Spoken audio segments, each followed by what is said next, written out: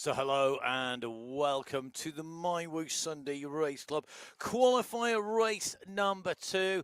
And thank goodness I can guarantee, well, I can't guarantee, but I'm going to do my best to ensure that we have no Star Wars references throughout the entire show today, because last week it was somewhat jam-packed full of them. We are into qualifier race number 2. We are heading across to an amazing course. We being you, myself, Emma Martin, and the entire team are behind the scenes at MyWhoosh, and of course, a star-studded host of riders. Emma, we're going to a course where the longest climb, the course record, is 6 minutes 58. So it's short and it's punchy. Oh, it is indeed. We're heading to Belgium. 35 kilometres of racing, 324 metres of climbing. And the course, well, it is one of the favourites for me, but not for all of our riders. And they come out of the start pen. The first 6 kilometres absolutely flat through the Ghent City Sprint. Then we hit the Kortekeer, 3.9 kilometres at 2.5%. But it's sneaky. It kicks to over 17%.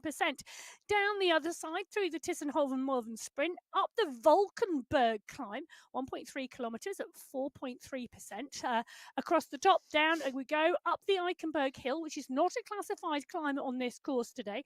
Down the other side, straight quick transition into the Eichenberg climb at 1.6 kilometres at 4.7%. So 3 classified climbs today. And then the 6 kilometre run to the finish. It's always a good one, and it brings new winners. It's a very, very punchy course. It's very, very much a course where it's a course for everybody and anybody. If you can climb, if you can sprint, if you are a good ruler, whatever your strengths are, you can race to them on this course. Really interesting. I was taking a quick check of the segments, Kortekeer, the Valkenburg, and the Eichenberg climb. Gabby Guerra holds the QOM on the first 2. The Kortekeer at 6:58, the Valkenburg at 2:25. Mary Kate McCarthy, though, on the final climb, holds the course record for the Eichenberg climb. And these are the segments in the events rather than any other time. And that is a 3:09. And that end climb, I think, is going to be really, really instrumental. I'm giggling because I was about to say to you, this course is about 2-minute power, 3-minute power, and 5-minute power. Which is exactly where these play out. Now, all 6 race categories racing exactly the same at start, middle, and finish. It's the same route for everybody. Prizes for our top 10 individual riders, for the segments, for the sprint, and the climbs overall. Now, in our first race category away, in category 6, we have our teams of Kitty Hawk, Moonpaw Squad, Hamilton, Scriven, and Tangulan. The Kitty Hawk Racing Skyclaw Squad, Jeskalainen, Smithson, Holman, and Weber. Level Cycling Warriors are represented by Johnson, Samuel, and Kirchner. The Level Phoenix by Skitko and Hooker.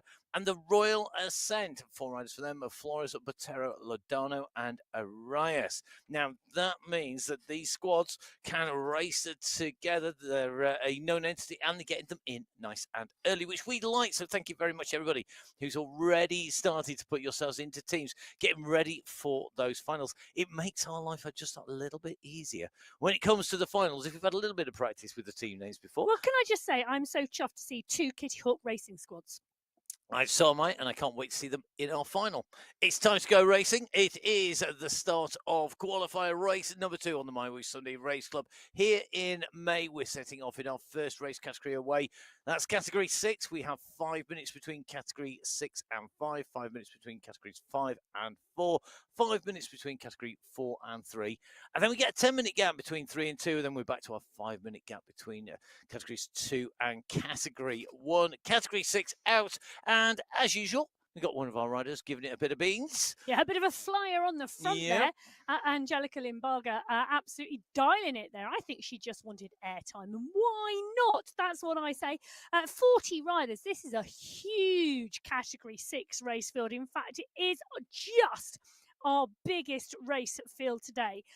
And there are some cracking riders in here. So let me just say that we don't have with us the rider who took top spot last week, but we do have Amber Johnson, who finished second, Katja Jaskalainen, who finished third, Juliet Narvaez, who finished fourth, and Angelica Limbaga, the woman we've just seen fly off the front. She took fifth place last week. And can I just tell you, this is my random stat of the day, and I'm going early.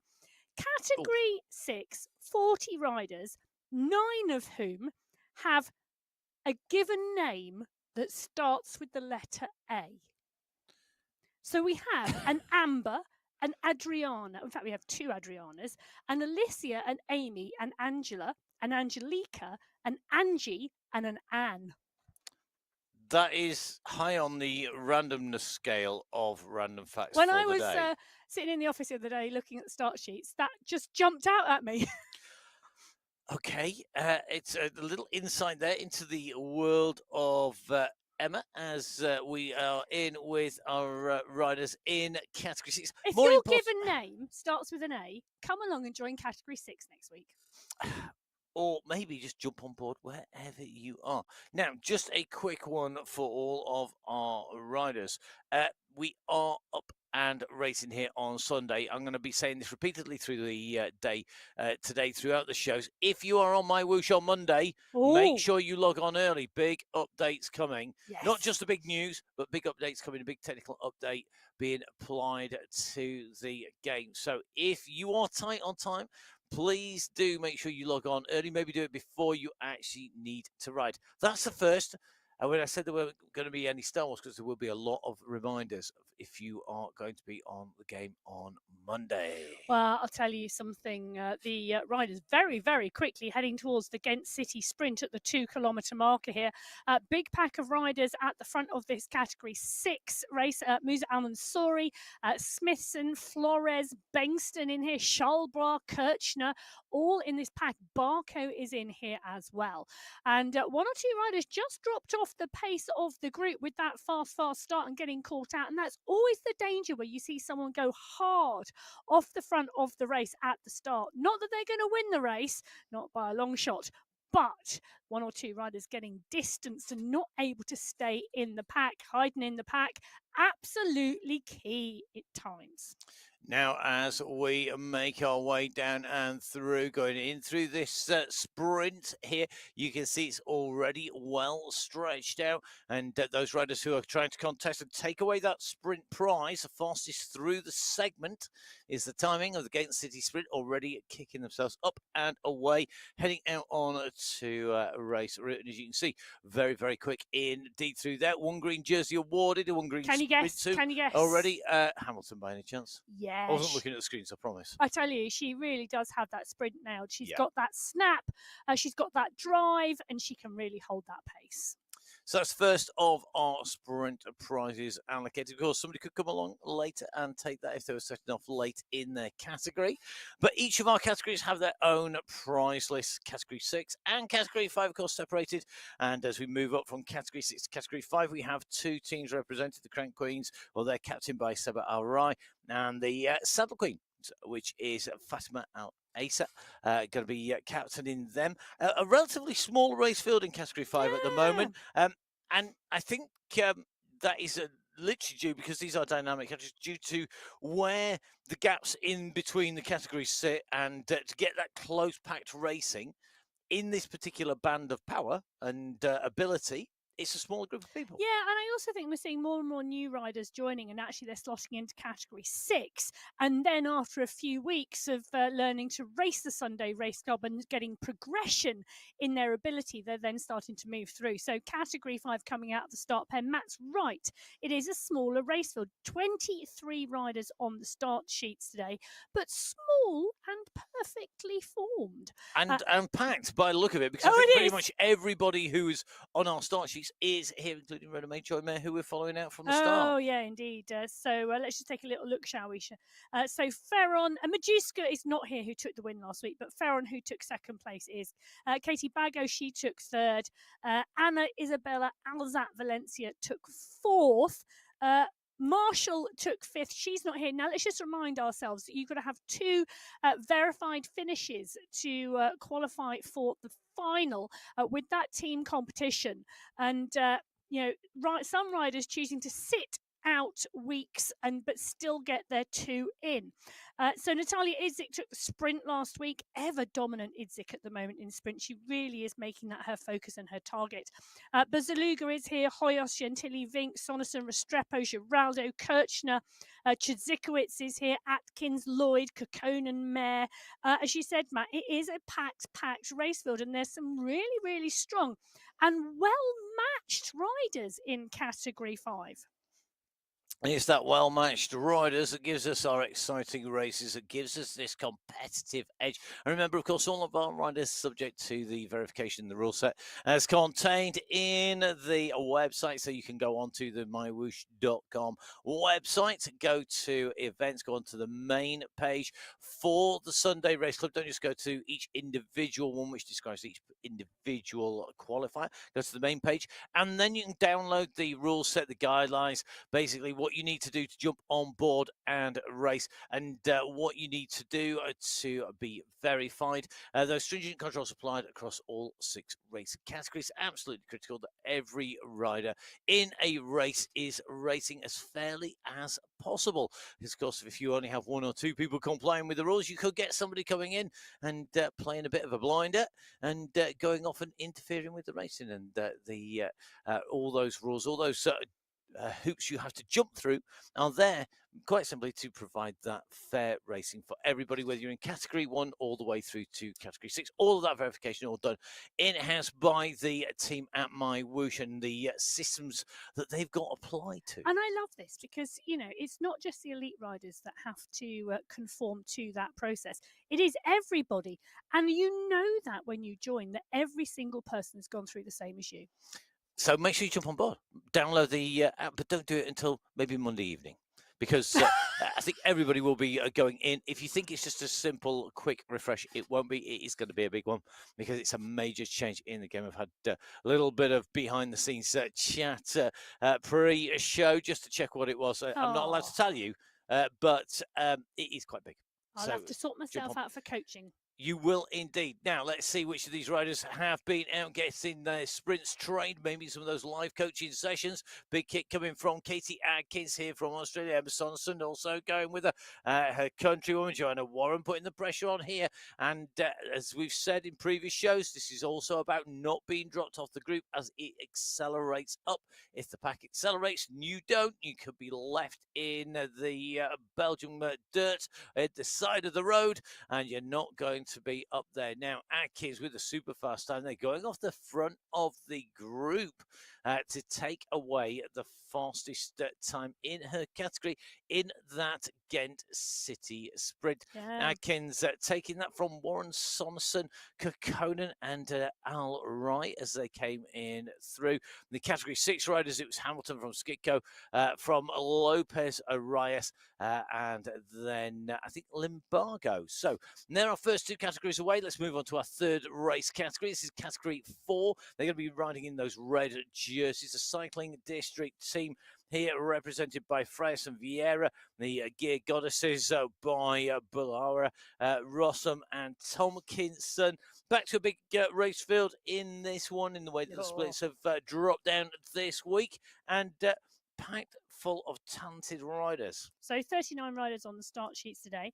The Gear Goddesses, Bulwara took the climb last week. Van Rossum took the sprint. They are winding up for a big one at the final. Hadlock took the win, then Holweiler, Ciciolka, Johnson and Latrigla, and all of those riders on the start sheets today. So time to go racing in Category 4. Away go our riders released from the pen underneath that UCI banner. Remember, MyWhoosh, the UCI's esports partner for 2024, 25 and 26. That means that, of course, not only are we here on MyWhoosh hosting the World Championships in 2024, which was in Abu Dhabi. 2025, that's going to be in November in Abu Dhabi once again. And in 2026, 6. But of course, you can come and ride on those UCI wheels, on the UCI courses, race on them as well. Lots of different races, lots of new formats coming on MyWhoosh. Lots of established formats that people really love as well. So lots of opportunities to jump on board and race. And if you're not actually racing, you want to ride and maybe watch some of the racing, don't forget, of course, make sure you subscribe to the MyWhoosh YouTube channel. You can get notified whenever we go live with the racing, but also you can go look at the back catalogue, and nothing beats riding on your bike if you are riding indoors, maybe watching some of the racing, watching our class riders like Angel Ann Hadlock, one of our regular faces on the MyWhoosh Sunday Race Club, one of our regular winners on the MyWhoosh Sunday Race Club, and a regular winner outdoors as well. A fierce competitor and a rider who I think, if you were to say which course suits Angel Ann Hadlock, I would say all of them. Yeah, she's just a strong all-rounder. She really, really is. So she took the win last week, and it was such a tight competition in Category 4. 3 seconds separated the top 6 riders in Category 4 last week. They were on that Vessel Rock route, and it was so, so close. Now, one of the other interesting things I did look at this week was the time gaps between the winning times in each of our 6 categories. Now, Category 4, Hadlock's winning time was 9 minutes, 26 seconds slower than Guerra in Category 1. Okay. And I think that's quite interesting because, actually, put it into some context the for differentials. us. So the differentials. So what was the overall time? Let's take a little look, shall we? Because Guerra took the win 58.55 seconds. Kiddle, who took the win in Category 2, was 3 minutes, 3 seconds slower. Daniels, who took the win in Category 3, 4 minutes, 25 seconds slower. Hadlock, 9 minutes, 26 seconds slower. Majewska, who took the win in Category 5, 12.56. And Van Legedum, who took the win in Category 6, 17 minutes 58. So you can see the clear differentials between the 6 categories. The first 3 categories, really, that's so much closer, particularly between Category 2 and Category 3. Just 1 minute 22 seconds between those 2 winning times. Those 2 categories really tightly bunched. But you can really clearly see the defined nature of the 6 categories and the performance levels of them. Let's see if we are as close today, where those gaps lay today. We're in with Barbara Ballara there. Just could see the sun shining in the background in person. The sun shining on the avatars to come in to the sprints for those segment prizes coming up already. Seeing a very quick kick off here. Camilla Salgado just winding it up early here to nearly 6 watts per kilo. So she's got to keep that going. But Becca are coming at 8. Gina Grazia, phenomenal kick. That was a 12 watts per kilo kick. I actually just saw a 15 from somebody as well. This is about getting the timing right and getting the pace. It's a long segment. As you come in through here, 300 meters, you've got to keep that power down all the way through the line to take away that green skin. So at the moment, it's on the shoulders of Angelina Roa, and I think that's going to stay. She came out from the bunch, sprinted clear, and it is going to be Roa who takes that. So at the moment, Angelina Roa taking the top spot. Can I just say 12.9 watts per kilo average for Roja. Across the 300 meters. 12.1 for Angie Cristina Gavaria Ares. Those two head-to-head, phenomenal sprinting. And plenty of sprints to come over the month. One more, though, here on the Sunday race. So that's the Tissenhoven-Molen sprint. Now, moving on to Category 3. This is our next race category to leave the start pen. We have Liliana Silva representing the cycling district and Golden Light representing Team Golden Light. 2 riders designated dancing teams, a contrast to the near half race field in teams in Category 6. It does mean these riders can race and have their own game plan. They don't need to consider any of the other riders in this unless it's to their advantage. So away you go, Category 3. We're in with Catherine Montoya, one of our regular fast riders here in Category 3. And you can see as they make their way out from the pens at the moment, currently doing 32 kilometers an hour. We're in with one of the MyWhoosh coaches at the moment. That is Holly Bergen. Woohoo! I'll just readjust my eardrums. So Holly Bergin, one of the live coaches on MyWhoosh. Well, the I question was waiting is, for a woohoo well, again. no. The question is Holly going to do a sprint today? Because the only reason I She say can't that is, resist it. well, the only reason I say that is because May sprint month. Is it indeed on the live coaching? Well, between Holly and mine sessions, yes. Okay, so if you don't know what we're talking about here, which I'm sure plenty of people don't most of the time, the MyWhoosh live coaching sessions. You jump on board when you're on your app and you've got yourself set up to a ride and you've got your screen in front of you. And instead of going on to a free workout or just riding anywhere or jumping into a race, you can jump onto a live coaching session. Now, that doesn't mean we power you up to the mains. What it means is that we will get you up and racing, riding stronger, faster, fitter than ever. The coaches, well, they're doing it at the same time that you are. You can see them, you can hear them, and you can send them a message as well. I have gone past the studios when Emma is coaching. I have to say, Emma is chatting away to herself quite. I'm sure it makes sense if you can see the message board. I'm chatting to everybody who's on the session. So they're chatting back on the chat board, and Emma is replying to some, if not all of them, as well, of course, as doing the session at the same time and keeping everybody motivated and having a lot of fun. Lots of coaches across the various time zones, so do jump on board. If you're looking for a bit of extra motivation, it's a great way of doing it. It's a great way to ride in company as well. Now, one rider who I think has probably got plenty of tips for people, Julia Montgomery. Yeah, she's a great rider and really, really strong. Category 3, full of great riders and really strong riders. Now, can I just say, Gemma Daniels going up to Category 2, Brittany Litton going up to Category 2 again this week. We'll talk about that when we start Category 2 off. But that leaves Jill Pruitt in third from last week. Alice Lethbridge took fourth. Stefania Sanchez took fifth. Hannah Pekakova took the sprint. Julia Montgomery, I think, will be in the mix today because this course does suit her. In fact, for me, I think Category 3 could be one of the closest races today, particularly on this course, because there's a lot of really strong, well-matched, punchy women in Category 3. And Julia Montgomery, I mean, she's taken a win in the Sunday Race Club, a second place, 3 third places, a couple of podiums.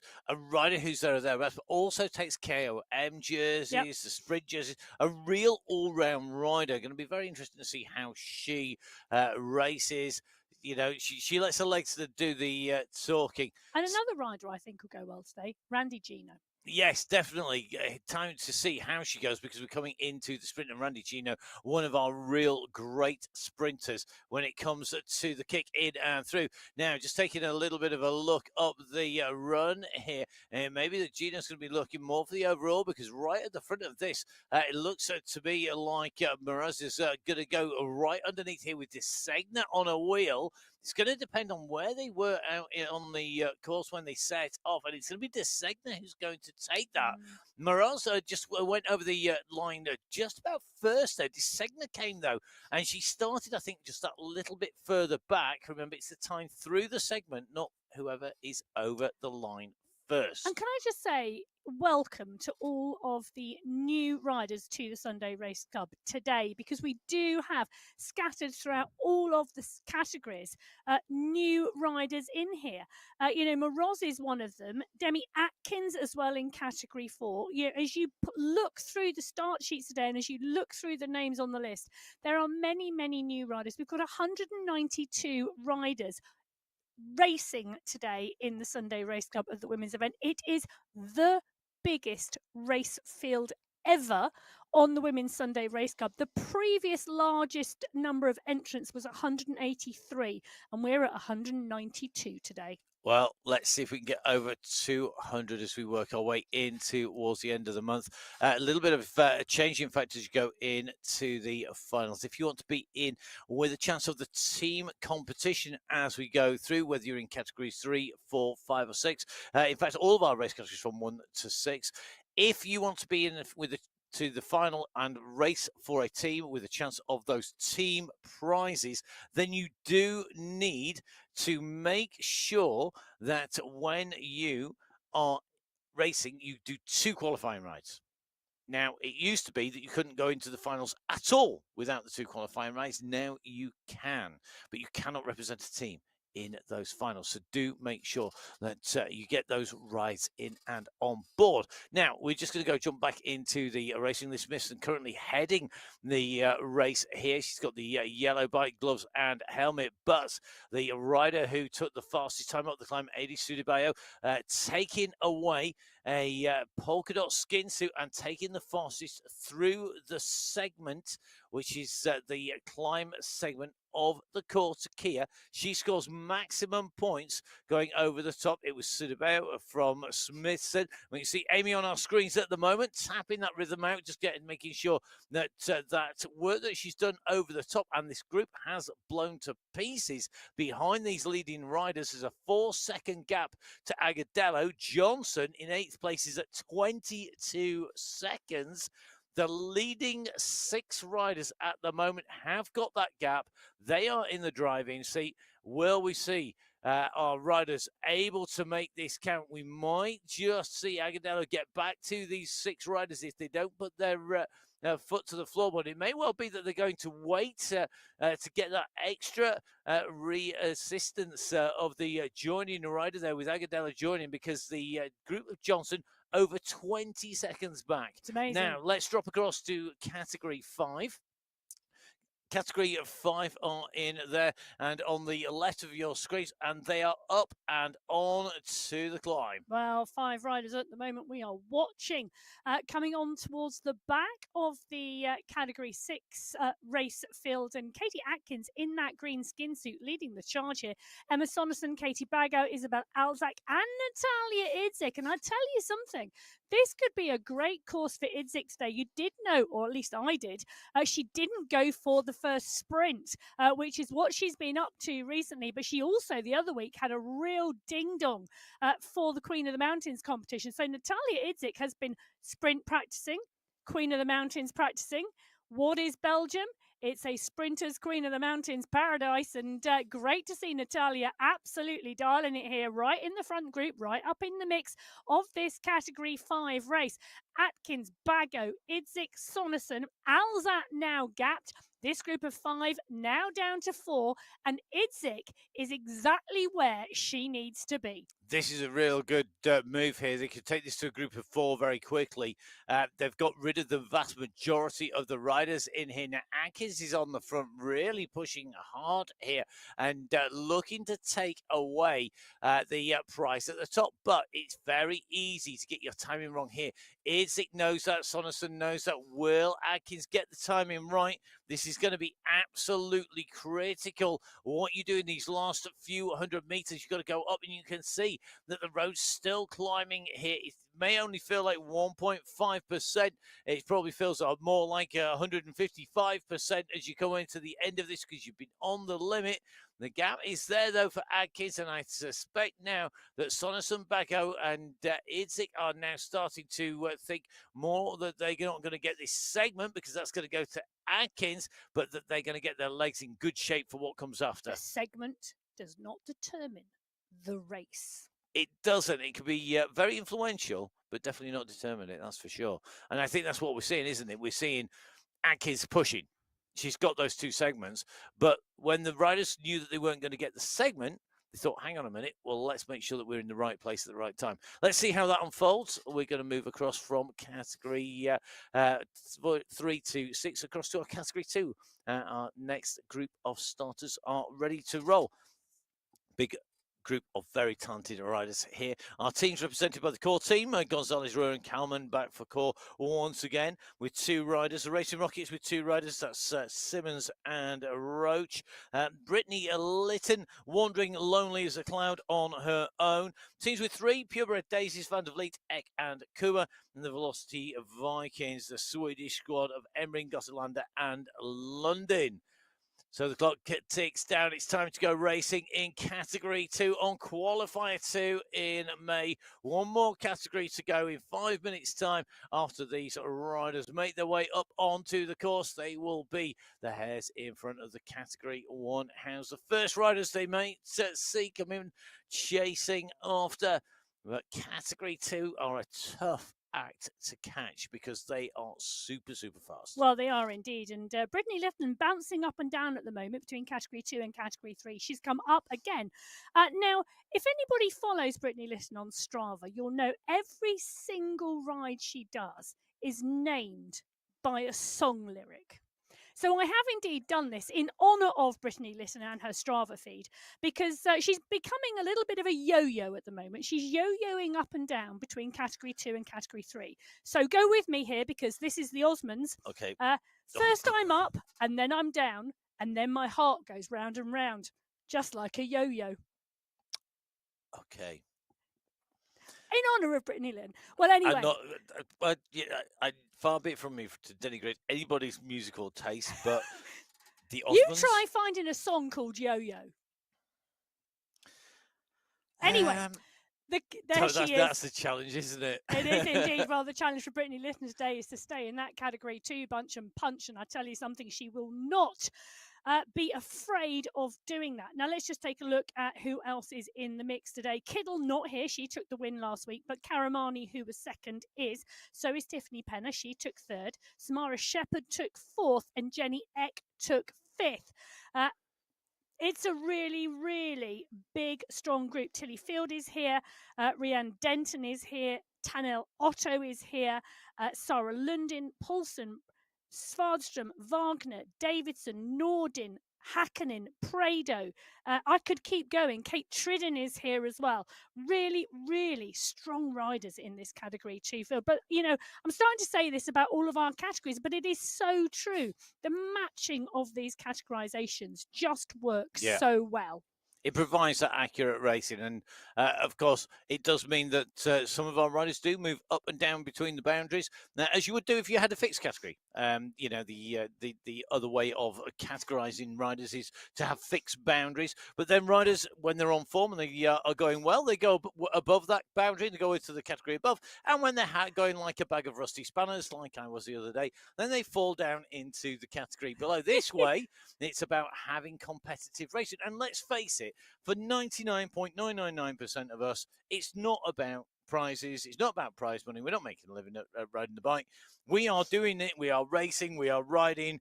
We are sprinting for signs or whatever you're doing because you want to have fun, because you want to be competitive and challenge other people. Can I just say, though, you know, it's fair enough going between, you know, Cat 1, 2, 3 and 4 or even Elite on the road. But then when you get to a certain age, the only way is down. You can't really go back up because, you know, Vet 40, Vet 50, Vet 60.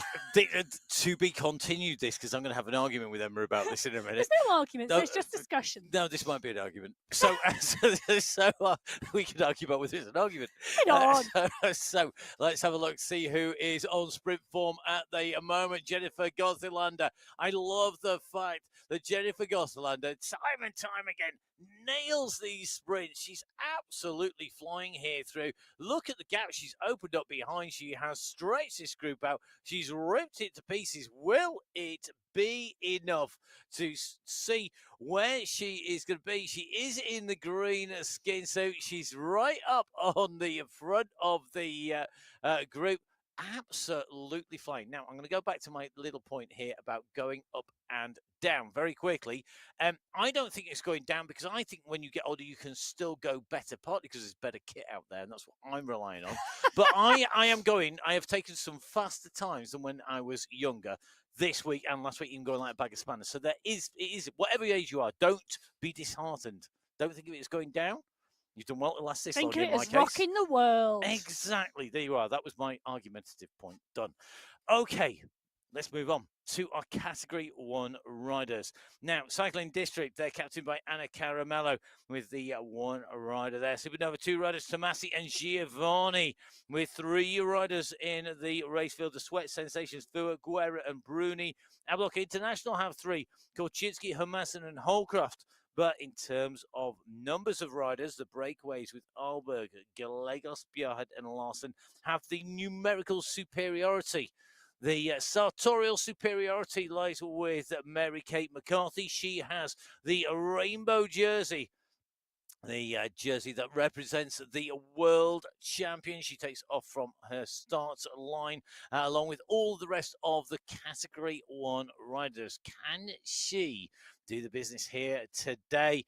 There's some riders on storming form at the moment. Gabby Guerra has been riding incredibly strongly, hasn't she, Emma? She has indeed, and she did indeed take.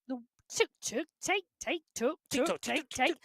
the win last week, which was really, really strong. Her and Holdcroft riding absolutely brilliantly. So Guerra took the win. Holdcroft came through in second. Bruni took third.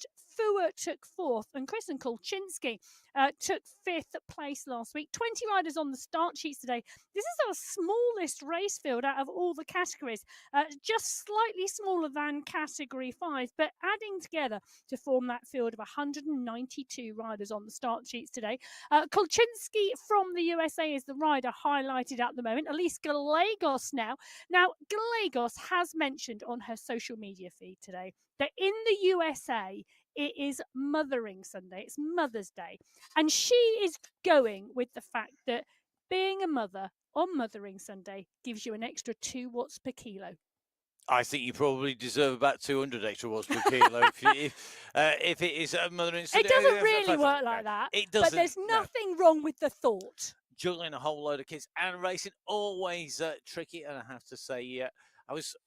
Oh, you were speaking of Randy Gino earlier. And Randy Gino, I actually saw a social media post from her that she'd eschewed the coach's advice of what she was meant to do of openers and went out and went for a QOM and somebody put it on the wrong side of a hill. I absolutely hate when that happens, when people put the cows on the other side. But she's a mother to 2 twins. Yes.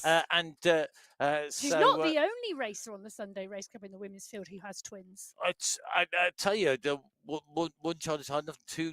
God, could you imagine having 2 at the same time? How hard is that? Looking after, I'd struggle to look after myself. Never mind, twins. That would be incredibly difficult. Now, Lisa Hermansson in with us in racing for Sweden. Of course, a rider who we saw in action racing in the Worlds, a regular rider on Sunday Race Club as well.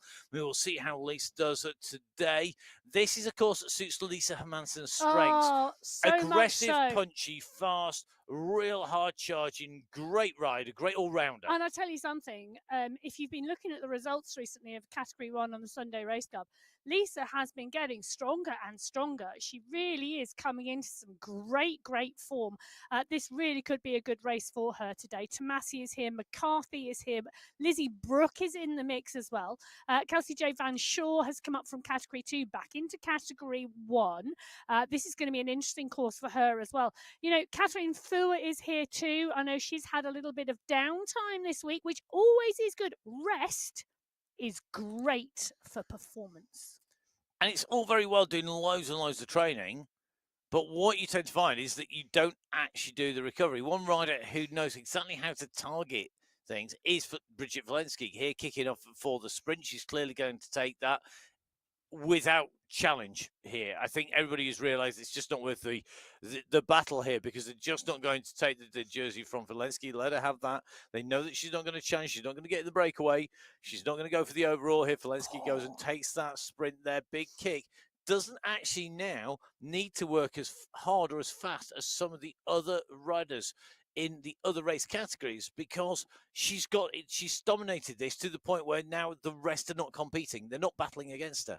Oh, Bridget Walensky is the sprint queen in Category 1, and you can see that there, 20.955. Bridget Walensky taking that green jersey in Category 1. Jennifer Goslander, we saw her with that attack in Category 2. Valentina Desenia, Category 3.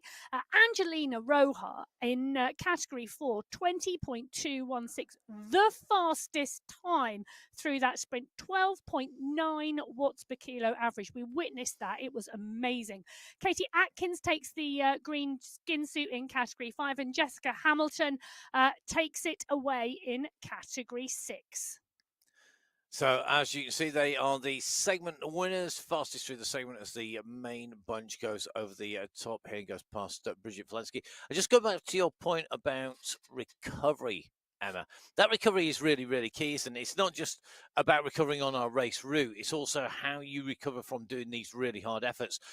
And how hard you can go and how frequently you can go hard and dig like a Sunday Race Club race is very personal as well. Some riders can put out great performances week in, week out. They can do it 2, 3, 4 times a week because of their circumstances. Other riders, they can race hard once a month or once every couple of weeks, but that's about it. That's all that they can say, and it's a very personal thing. That's part of the learning experience, isn't it? About being a racer is learning how hard you can go, how frequently, and how much rest and recovery you need to re-knit your body together. Oh, I think, we could talk for a month about rest and how you phase it in and whether it's phased in, how it's phased in over the year, how you deal with it in a week, how you deal with it in a racing schedule, how you deal with it within a race, and where you look for the micro rests that are available.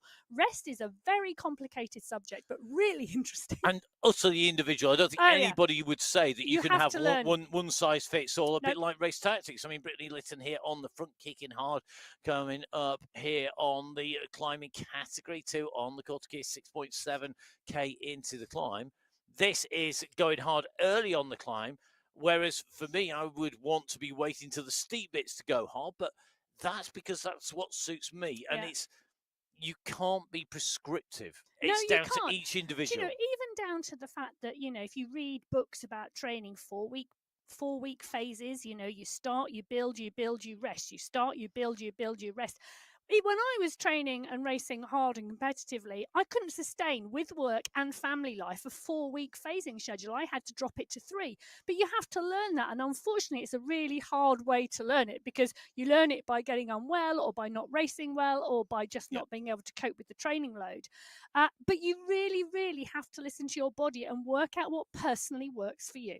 Well, Sarah Lennon, definitely a rider who I think has really found her feet and worked out what works for her. Here, she's not just got the equipment there. You can see her on the smart bike there, getting the power down.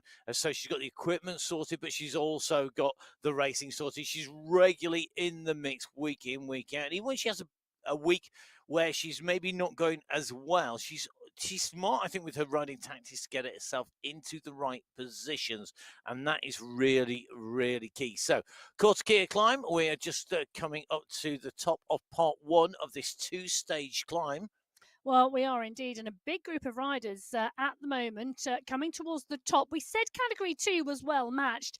Last week, 8 seconds separated the top 10 riders. And you can see that because they're coming to the top of the first section of the quarter gear, and the group has not split as much as we've seen in some of the other categories. So Yaramillo, Penna, Denton, Shepherd, Karamani, Svardström, Vittori, Kalman, all still in the mix. Whereas if you head to category 6, first take a quick look on the top right-hand corner of your screen. You can see Smithson here in the polka dot skin suit telling us that she's just taken the climb overall, as well as going up the Valkenburg and the quarter gear. But she's got a 4-second gap on Guerny and Sudibio. That is now coming down because Charlebois is in there as well. So 3 riders chasing. There they are.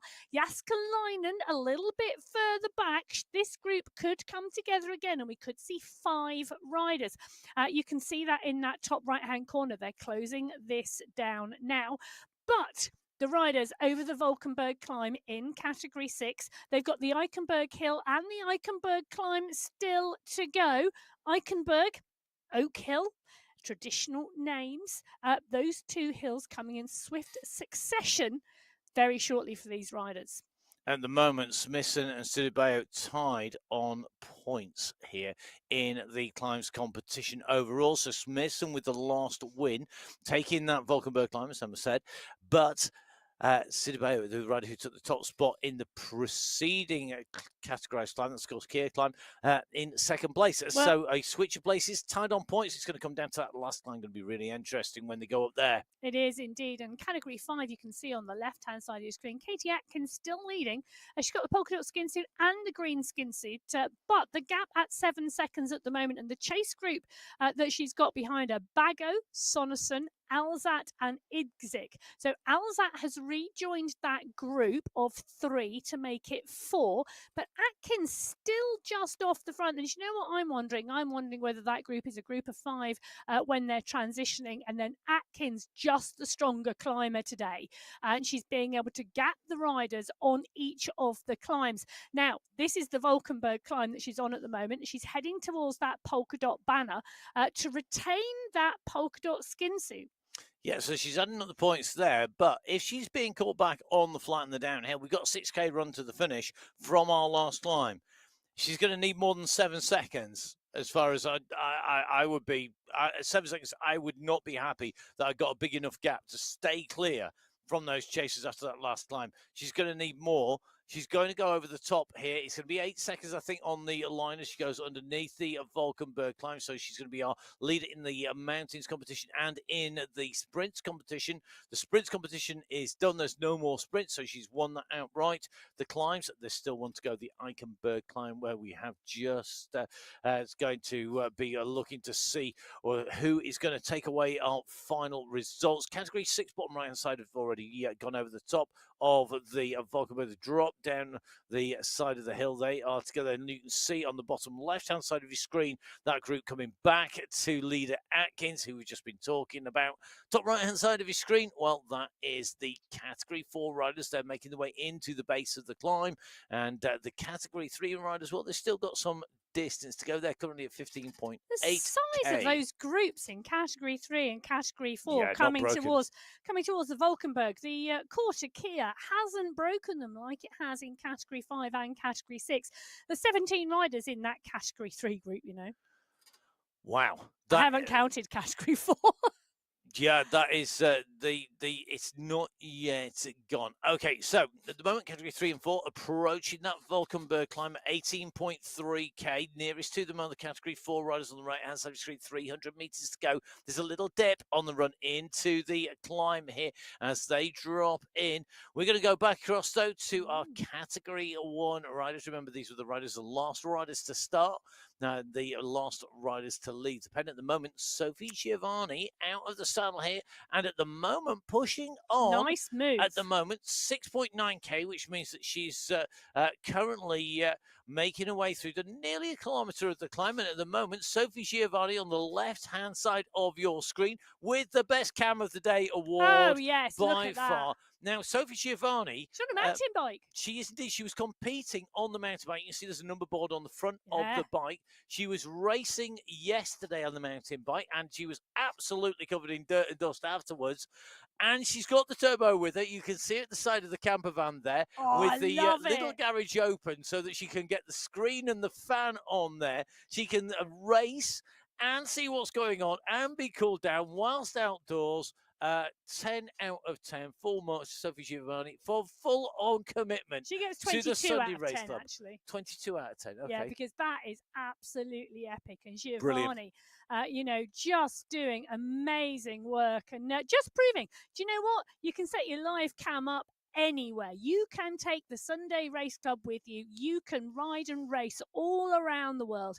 Whether you are Sophie Giovanni and you're racing mountain bikes from a camper van, you set it up outside afterwards. Whether you are Ross Fawcett and Rebecca Johnson, who took us on their Norwegian holiday last year, and we got to see the fjords, we got to see the mountains, and all because they were streaming the Sunday Race Club from wherever they were. Indeed, brilliant to see that, and I have to say to have the tech now's the time, the energy, and the commitment, not just to race, but also to send us the pictures of you being out there. Well done. Now, a little bit easier if you are based in your regular pain cave. We can just see Catherine Fuhr in this group. Great shot in here of Catherine, making sure that she's in the mix here. This is still a huge bunch. Category 1 is not breaking much here, Emma. Fuhr right up at the front, though, making sure that there is no way that she's going to miss the move as it goes over the top of part 1. Great riding by her, a regular competitor. I mean, she's the best at the world. Catherine Fuhr holds the fastest time ever on the 35-kilometre Belgium women's course. Set back in qualifier 4 in March 2024. It's not been broken since. 53 minutes, 15 seconds. Kate McCarthy came very, very close this year in qualifier 1 in March. 53 minutes, 45 seconds, but she was 30 seconds slower than that course PB set by Catherine Fuhr back in 2024. And of course, the riders that you're with changes the way that the race is ridden, the whether it is a qualifier 1, 2, 3, or 4, or of course whether it is our finals, all affects how the races are ridden. I thought Gabby was reading a novel then. No, Gabby, it's not written a novel. That is not a book. That is indeed, you can see the mic there, Gabby Guerra, a regular star of and of course the star of the Sunday Race Club, currently the rider on form and the rider pretty much to beat. She's been improving and improving as time has gone by. Very dedicated to esports, a self-stated career choice for her to be a full-time esports cyclist. So making sure that she gets plenty of publicity, I'm sure, out there. Now, it's going to dive back across from Category 1 back in with our riders here in Category 3 who are chasing. And you can see Julie Montgomery leading on this climb. Yeah, she is indeed. Montgomery, Miller, McKay, Kasani, all in the mix now. That we said there were 17 riders in this leading group in Category 3. They are heading up the Valkenburg. It's a short climb, just 1.3 kilometers, 4.3% average grade. It's 55 meters of climbing overall. And this pack of 17 riders, so well matched. We've got one rider off the back. The rest are still in the mix. So here we go. We're in with Guerra versus McCarthy as they come up now. This is the front of the racing Category 1, but they're not having it their own way. Kristen Korchinski, Maria Holcroft, Lisa Manson all in the mix. Van Shora is also pressing hard here and working away onto the wheel. This group is not splitting yet. It levels and then kicks into our final hairpin turn. And on the front now, it's Holcroft who's doing the driving. She's got a foot on the accelerator, and it's starting to do damage behind. We're going to see a group split clear here. If the riders at the back are not careful, this could break, this could split. And if that happens, there's safety in numbers at the front because the group on the front is bigger than the number of riders behind. And if they keep pushing, they could break this behind. You can just see Lizzie Brooke really battling to get back into touch because this is really, really important. They have to get back in touch with the riders. They have to get in touch with the leaders, and they're coming. They've managed to get back on that flat section. Now comes the kick. This shouldn't break the group apart. Who's going to take away the segment prize? Oh, my goodness. McCarthy, I'm back. I'm pushing. She's going to take away that segment prize. Wow, she was racing outdoors last week. She's back indoors this week, and she's in that polka dot skin suit. I tell you, it was so, so close. And you can see McCarthy there, 7.26, so 7 minutes 26 seconds. Tiffany Penner in Category 2, 7 minutes 27 seconds. That is a phenomenal effort on the climb. Stefania Sanchez, Category 3, takes it in 7:59. Rebecca Johnson, Category 4, 8:34. Katie Atkins, Category 5, 9:09. And Amy Sudibayo, 10:10. Can I just say congratulations to Atkins and Sudibayo for beautiful timing to get 9:09 and 10:10. You can tell the statistician sat on the other side of the studio appreciating the numbers that are being put out by our riders, not just the amount of effort, but also the synchronicity and the coordination there. I'm sure it was not coordinated. I'm sure it was all about getting up to the top to take away those segment prizes. You can find those prize details on the MyWhoosh.com website. It's www.mywhoosh.com. Whilst you're online, make sure you subscribe to the MyWhoosh YouTube channel. Hit that button on YouTube. Get subscribed, get notified whenever we go live with the racing, with all of the information, with the latest releases.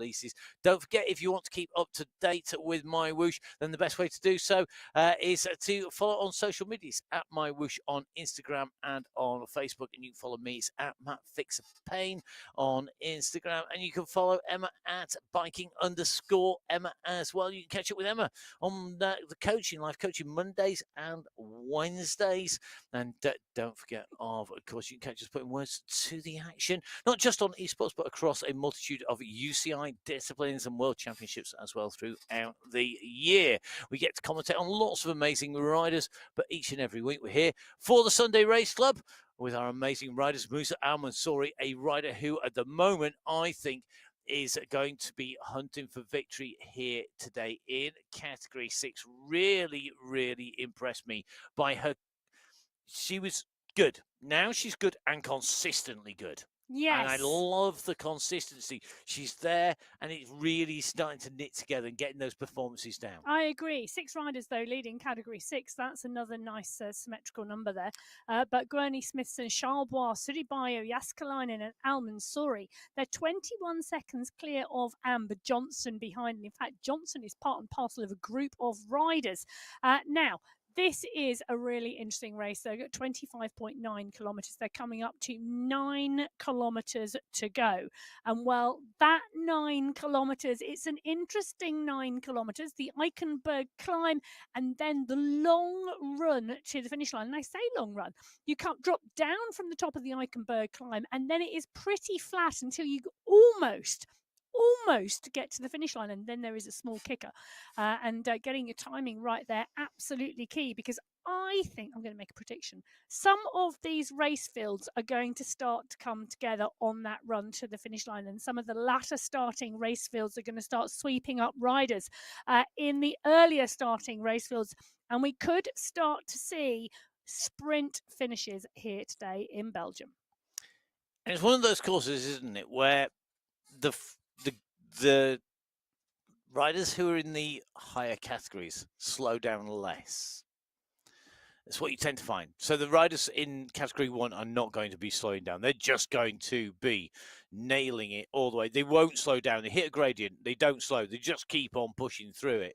And that's the effect. Because these climbs are also quite short, they can power through them, which maybe when you're in a lower category, it is just that much harder when you don't have that same power to weight ratio, that same kick, that same stamina, that same race experience. Now, the left-hand side, in fact, coming onto our screen, it is Francesca Tomasi, who at the moment is leading out the Category 1 race field on this descent ahead of Kulczynski and Holcroft, last riders to leave that start pen at 12.9k covered. They are chasing all of the riders in front. In fact, we can now dive in with Francesca Tomasi in her traditional pain cave. This is the one where we regularly see her in action. The fan is blowing, keeping that rhythm nice and smooth, tapping that out, wanted to keep the pressure on those pedals, fan sure.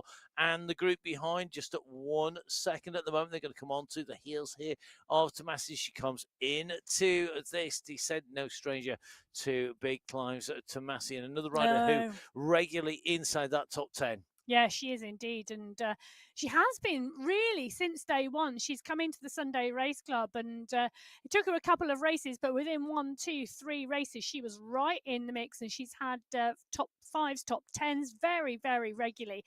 Really good to see her being part and parcel of the Sunday Race Club and in the mix. She rides and races out on the road as well, but Gallegos, Guerra, Van Shaw, Holdcroft, Bruni, Tomasi, Veltz, Guerra, Kulczynski, Olberg. And we talked about Olberg a lot last week. She's really, really progressing and putting in some strong races at the moment. Lizzie Brooke made it back into the group. She's in the mix as well. Great to see that. She's a new joiner to the Sunday Race Club. She's been with us a few weeks now, really starting to find her feet, and it's going to be interesting to see what plays out for her in Belgium today. Indeed, a rider who's come from the UK national road scene and triathlon into racing on the MyWhoosh Sunday race. So good to have her with us. I was just taking a little bit more look actually at Francesca Tomasi's results there, Emma. Last time she was in Belgium, 7th position. But when you look at her results, generally her better rides come on the punchy, steep climbs rather than the long, draggy climbs, Tomasi. So today could well suit it. Another rider who this course is going to suit, Rebecca Johnson. You can see here in with Category 4. They're currently at the 25-kilometre marker. This means that they're on the Eichenberg Hill. This is the preceding ascent before we go to the Eichenberg climb. These are a duo of climbs, the two sister climbs to each other. And Johnson at the moment really working there. You could see the effort going in. Well, I reckon there's got to be 15, 16, 17 riders still in this Category 4 leading group. And it is packed. Roja, Bulwara, Corrales, De Gracia, Johnson, Goodall, Horner, all in the mix here. Bulwara is there as well. It is just Simkin is in there. All of these names. Kawazuska is there. Lam Kong. Can I just say, welcome back, Lam Kong. It's so good to have you back regularly on the Sunday Race Club. Another one of those riders who hit by a virus and I believe COVID. But, you got to look after your health. But great to see her back on the Sunday Race Club and riding and racing strongly again. Yep, once you've kicked that virus and you know you're good to race, and we do say don't forget, if in doubt, make sure you get checked out here at the Full Speed Studios in France, the French Federation here, and you cannot race unless you've been checked by a doctor and have a doctor's certificate. You can't even join a cycling club without a doctor's certificate to say that you're fit to race. But really do recommend, make sure you get checked out by a health professional, somebody who knows what they're doing. Don't just take the advice of somebody online or somebody who thinks they know what they're talking about. Go see a proper health professional, get yourself checked out, make sure that you're all fit to ride. And if in doubt, do that when you have been ill as well. If in doubt, your health is super important. You're not going to be able to win a Formula One Grand Prix if your wheel bearings are a little bit wobbly. It ain't going to work. And it's the same thing with you. If you're not well, if you haven't recovered, if you're not on tip-top form, do get yourselves recovered. Make sure you get yourself checked out by a doctor. Make sure that you're all ready to ride. Take it from somebody who knows what they're talking about, i.e. a doctor, that you go get it checked. Don't rely on the internet and anything else. Dr. Google does not work, neither does keyboard warriors. Well, Gina De Gracia is at the front of the group at the moment, and Gina Van Rossum is there as well. We talked about everybody with a name beginning with A earlier on in Category 6. We've got Gina De Gracia and Gina Van Rossum. We just had them side by side in the Category 4 leading group here, but Goodall, Hooker as the rider they are about to catch. She started a lot earlier than the Category 4 pack because she's part and parcel of that Category 6 group who came out of the start pen first today, 5 minutes before Category 5. 3 riders together there from Category 6. There are. So working together well, which is really, that's what you've got to do, isn't it? If you get distance, find a group, jump on board together. Well, jumping on board together is this large group of Category 4 riders because they are still staying together. They've just gone up and over the Eichenberg Hill and they're descending the other side into the Eichenberg climb. You can see on the left-hand side of your screen, the Category 6 leaders have just gone under the polka dot banner at the top of the Eichenberg climb. Interesting because these groups are now all coming together. So the riders starting to get close to the leaders in Category 1, catching Category 2, 2 catching 3, 3 catching 4, 4 catching 5, catching 6 as they go through. We're in with the Category 4 leaders down at the bottom of the Eichenberg Hill. Heading into the Eichenberg climb, here comes that climb banner. And this is where everything gets decided. This is what it's all about. Interestingly, I think the polka dot, Category 6 polka dot skin suit, I think will go to Sudabayo. Because she was ahead of Smithson on that final climb, Gurney taking top spot. Now, let's jump in with our riders. Gina De Gracia, left-hand side of your screen, one of our G's on the screen. Angelina Rowe, who's been racing so strongly already, with Ciciola, who, again, another of our strong Category 4 riders, and Johnson here. 4 different riders from around the world. Look at it. Standing up, sitting down. All different views and shots in those pain caves about how those riders are riding. Some high cadence from Roja, from Ciciolka, a much slower cadence. You can see the real mix here, but it's getting the business done. It's personal to those riders, and they really are getting the business done because look how wide across the road that Category 4 pack is. The quality in here. Johnson, Kong, Elos, Goodall, Simkin, Roa, De Gracia, all side by side, 1 or 2 riders now getting distance from the back of the group. You can just see them there in the shot. But the majority of this group of of 15 Category 4 riders who went into the base of this climb together, still together. Lam Kong at the front, marked by Johnson. Johnson is in that polka dot skin suit. Angelina Roa is in the green skin suit. Both of those part and parcel of the Category 4 race here. Holweiler is here as well. This really is a who's who of Category 4, and nobody at the moment can ride away. They're not. Rower, interestingly, her wins, 2 wins in Sunday Race Club, they have come in Telmarib and on the Alula Adventure Loop. So they are both really, really punchy, hard race routes. Will it be her day today? There's still a huge amount of riders in here who will have something to say about that row. With the sprint skin suit on at the moment, these riders, though, making their way up the climb. In Category 4. Category 5, I think they've got over the top, have they? They have indeed, and Katie Atkins goes over in Category 5, the fastest, followed by Natalia Idzik, Katie Bago and Emma Sonnerson. Those 4 riders setting the fastest times in Category 5. Wilhelm and Loxley chasing hard behind. So let's jump to the last category to set off onto our race route. This is an 18.5k, 200k. So 200 meters, 200k into a climb. That would be the world's worst time. That's next week.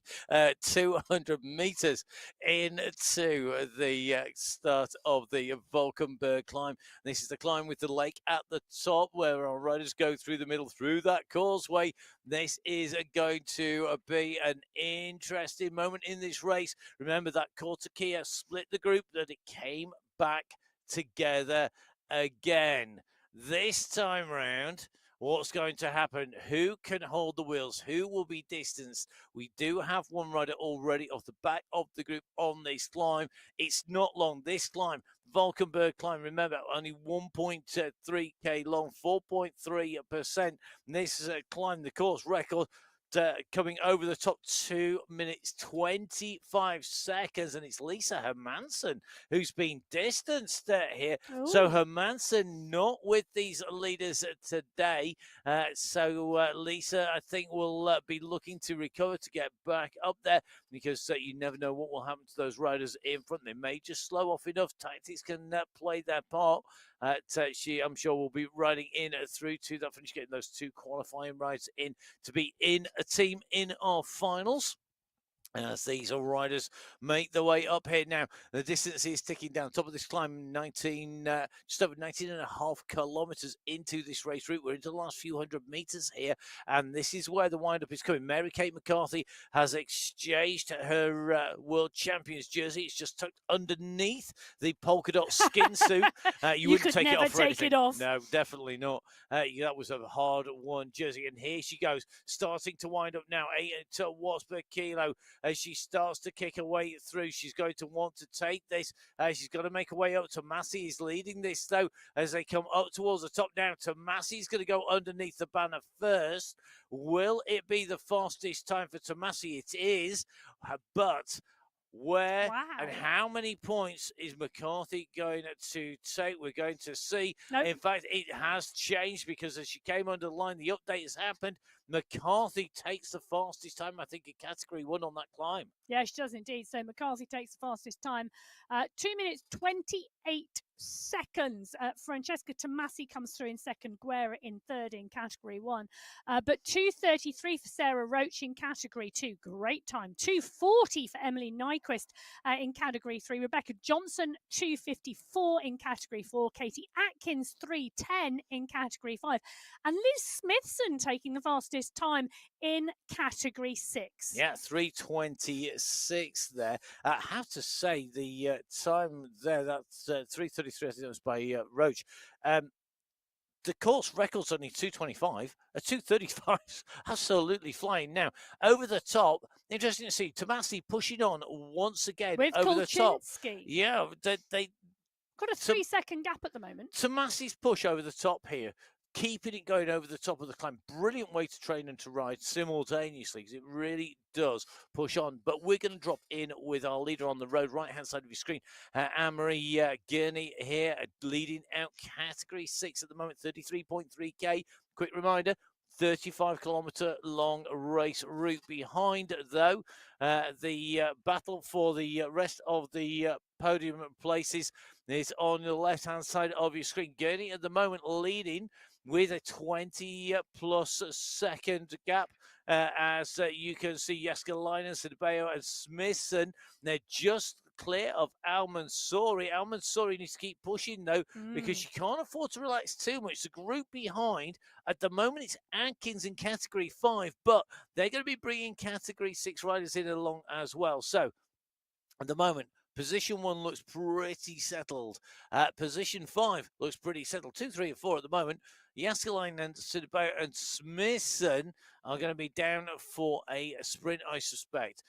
In left-hand side of your screen, Katie Atkins, indeed, the rider we we're just talking about, the chasing rider. Solo leaders here in Category 6 and in Category 5, Emma.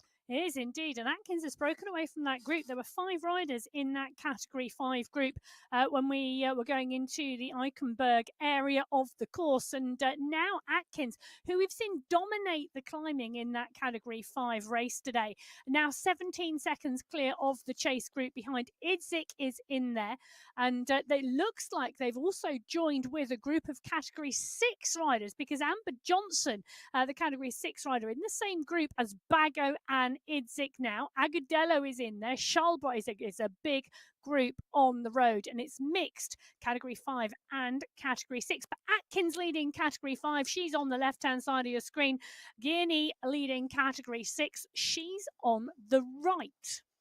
At the moment, it is the rider on the right who looks like they're going to come into our finish first here. So this is going to be a fantastic ride by Anne-Marie Gurney. This is only her second Sunday race club. Her heart rate ticking along here. We'll see what happens next week. I suspect with such a dominant performance, she could well be moving up into a Category 5. We will have to see next week when those start sheets come out. But the finish line just round this corner, we get a little bit of a look. It is a sneaky finish, because you can't see the finishing banner, the archway, until you get around this right-hand turn. You've got to watch the top right-hand side of your screen, that radar view, to be able to actually see where it is. We can tell that the race behind Jääskeläinen, Sidibeo, and Smithson are basically together. That's second, third, and fourth place, including Sidibeo, who is the rider with that polka dot skin suit. But coming into the line here on Qualifier, race number 2 in May, Anne-Marie Gurney takes her debut victory here, her first victory, her second race, and she gets that confetti cannon here on the MyWhoosh Sunday Race Club. Behind, this is the sprint for second, third, and fourth. Smithson's gone from the back of the group. She's moved up into second place. Sidibeo's giving it absolutely everything. She takes third place. It's going to be Jääskeläinen in fourth place as they come in and through underneath that UCI banner. Podiums there for Gurney, for Sidibeo, and for Smithson. Wow, you saw the look of shaking of the head from Sidibeo there, being beaten in the sprint by Smithson. Jääskeläinen in, as well as Katie Atkins now comes through. She's got 300 metres left to go, the Category 5 race.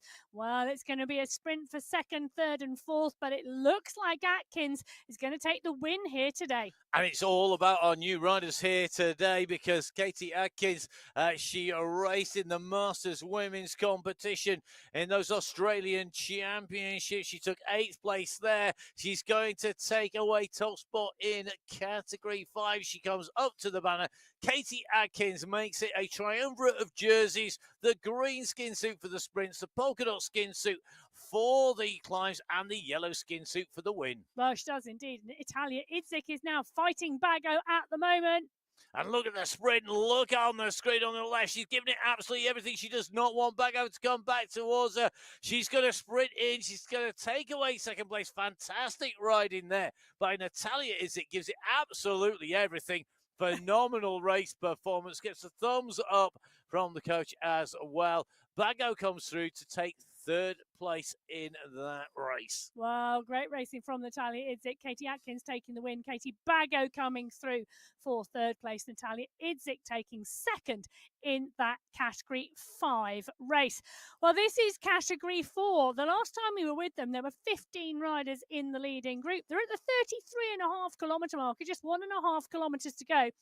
I'd go 15 riders in that leading group.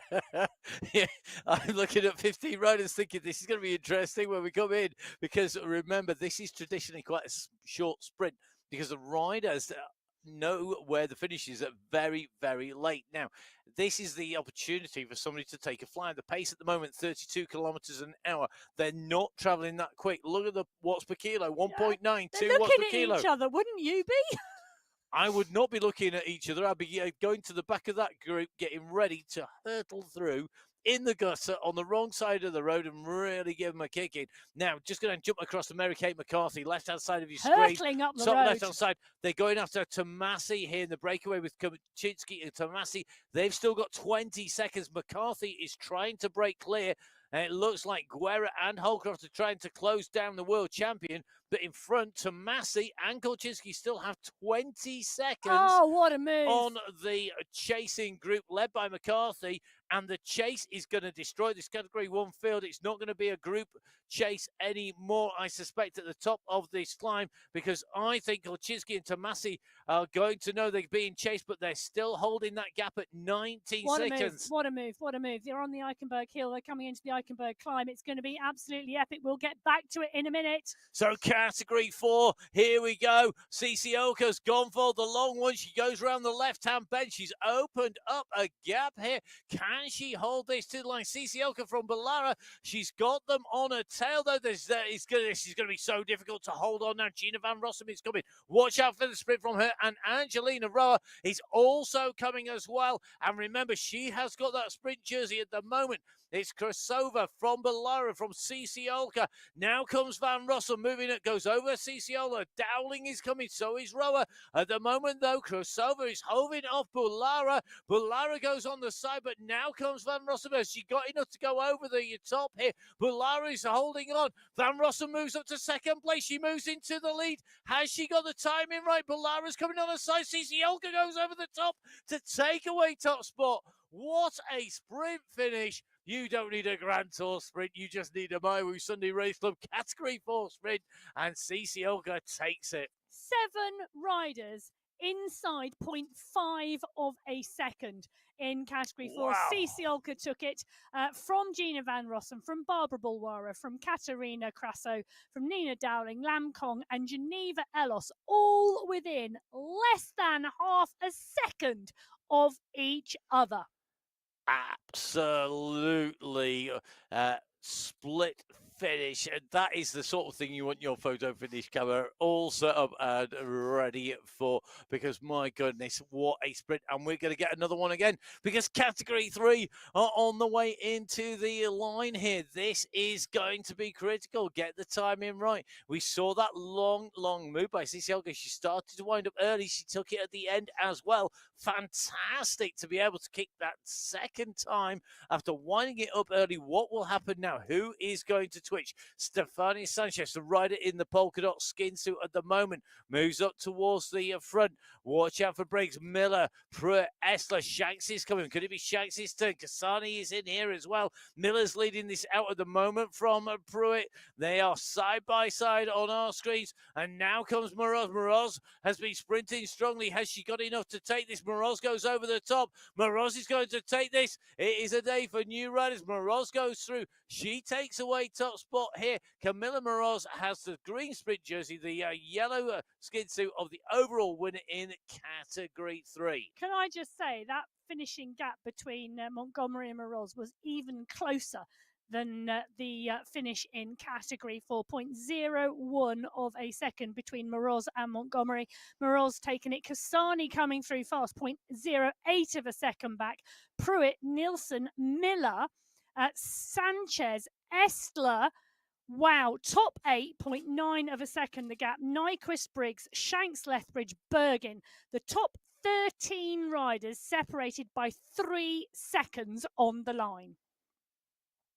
Great performance, fantastic result there for Camilla Moros, taking away top spot. Now we're just going across category 2 in with Tiffany Penner at the moment. Interestingly, Penner at the moment pushing on, getting the gap from Eck, from Kalman, from Susnik, and Penner, a strong rider, fast rider, and racing this to her advantage at the moment.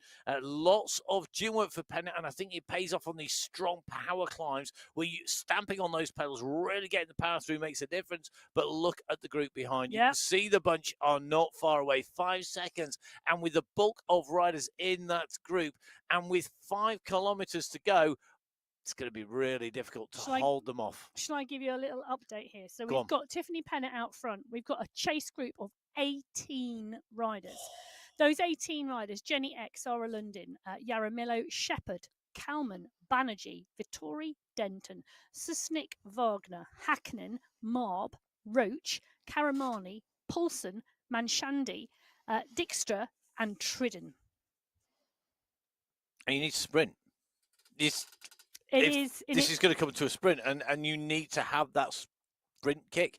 Going to be very interesting to see what happens in that. Now, not wanting to leave it to a sprint, Mary-Kate McCarthy has indeed bridged the gap.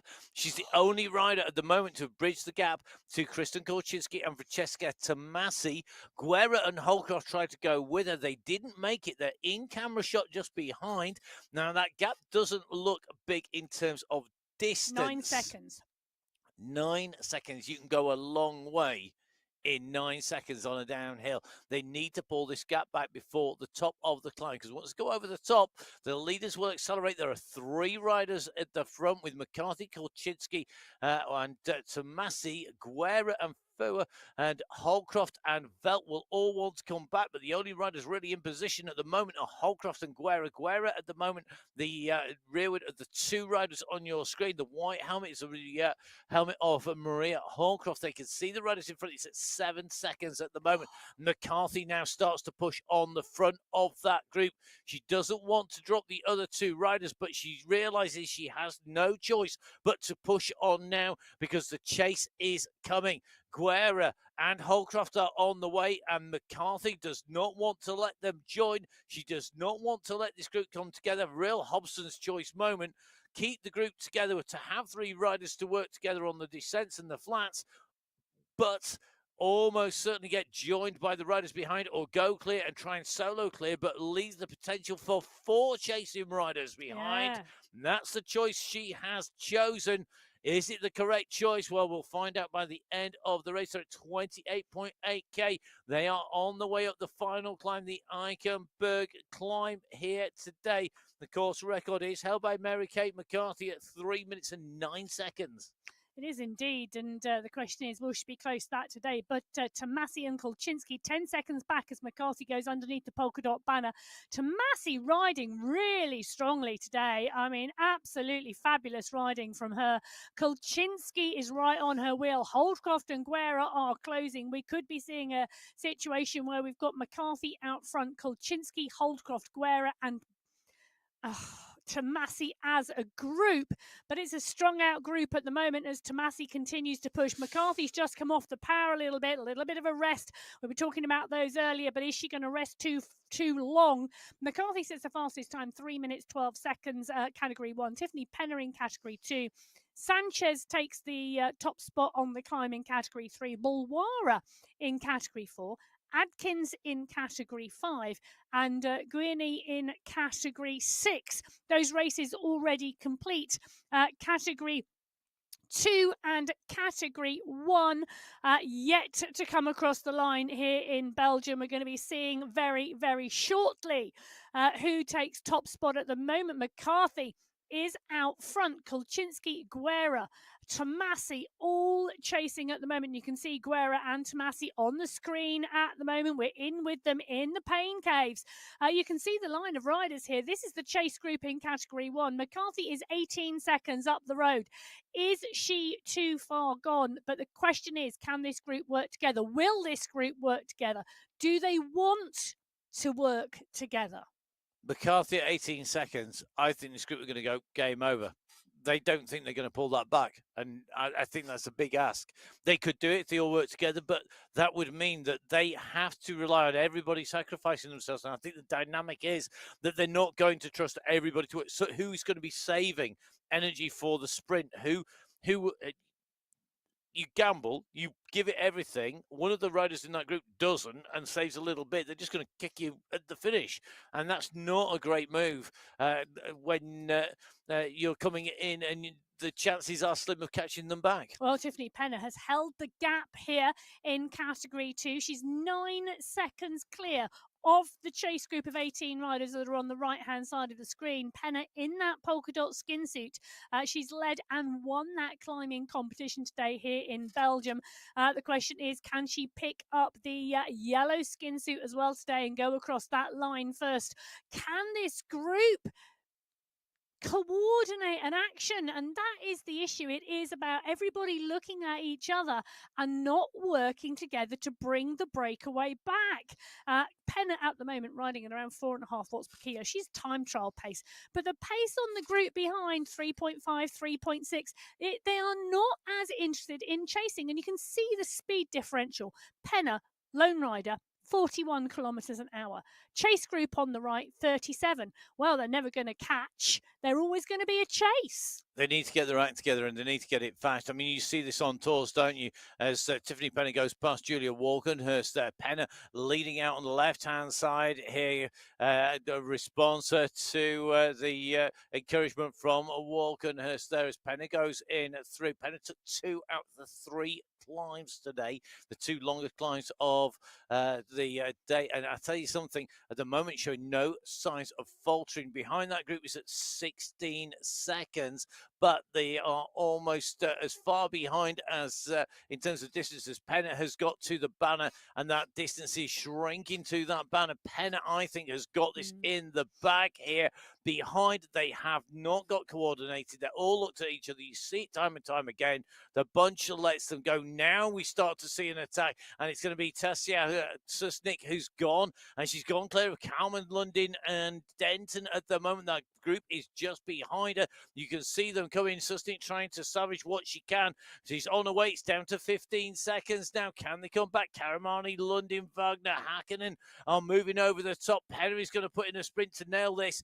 Great result for Tiffany Penner. She has a wide the board on the glides. She's going to do it now in the win here in Category 2. Tiffany Penner takes the win. She takes the yellow skin suit. And look at this. Karamani is trying to close the gap down all the way through the line. She goes. Karamani takes second. London takes third. I think Wagner takes fourth with Roach, I think, in 5th place there. Well, let's just take a look, shall we? So Tiffany Penner takes top spot today, 56 minutes, 38 seconds in Category 2.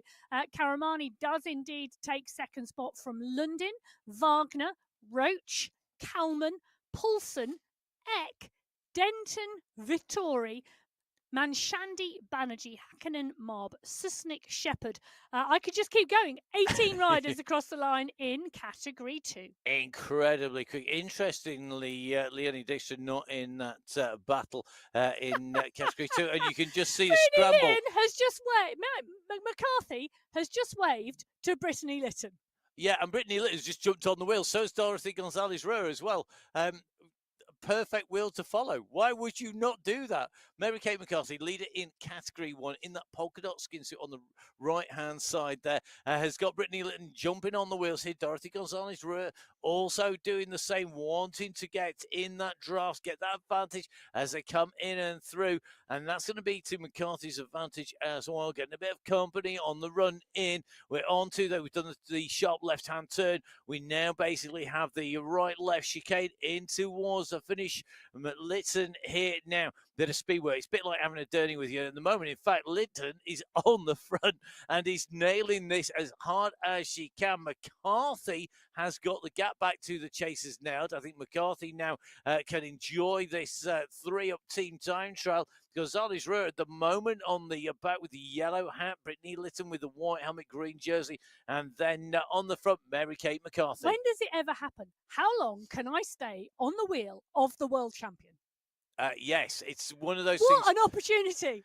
if this was you were out on the road, it would very rarely happen. It happens here on the Sunday Race Club with those staggered starts with Category 6 going before 5, 4, 3, 2, and then the final race start being our Category 1 riders. Now, for McCarthy, get to the finish fast. Don't worry about the tactics. Right-hand side of your screen, no.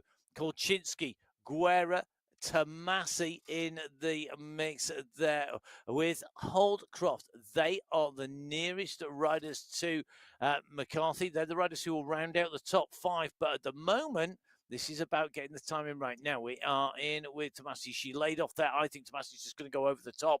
I think that's going to be a Tomasi kick. Will she be able to go clear? At the moment, McCarthy has dropped Gonzalez in Category 2. Litton's still glued to a wheel here.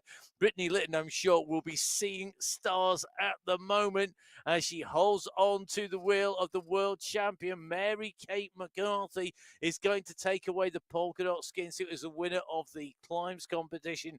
She's going to add a yellow skin suit as winner in Category 1 once again. Back in winning ways, it is the world champion in Category 1 in May qualifier. Race number 2. Underneath the banner goes the polka dot skin suit.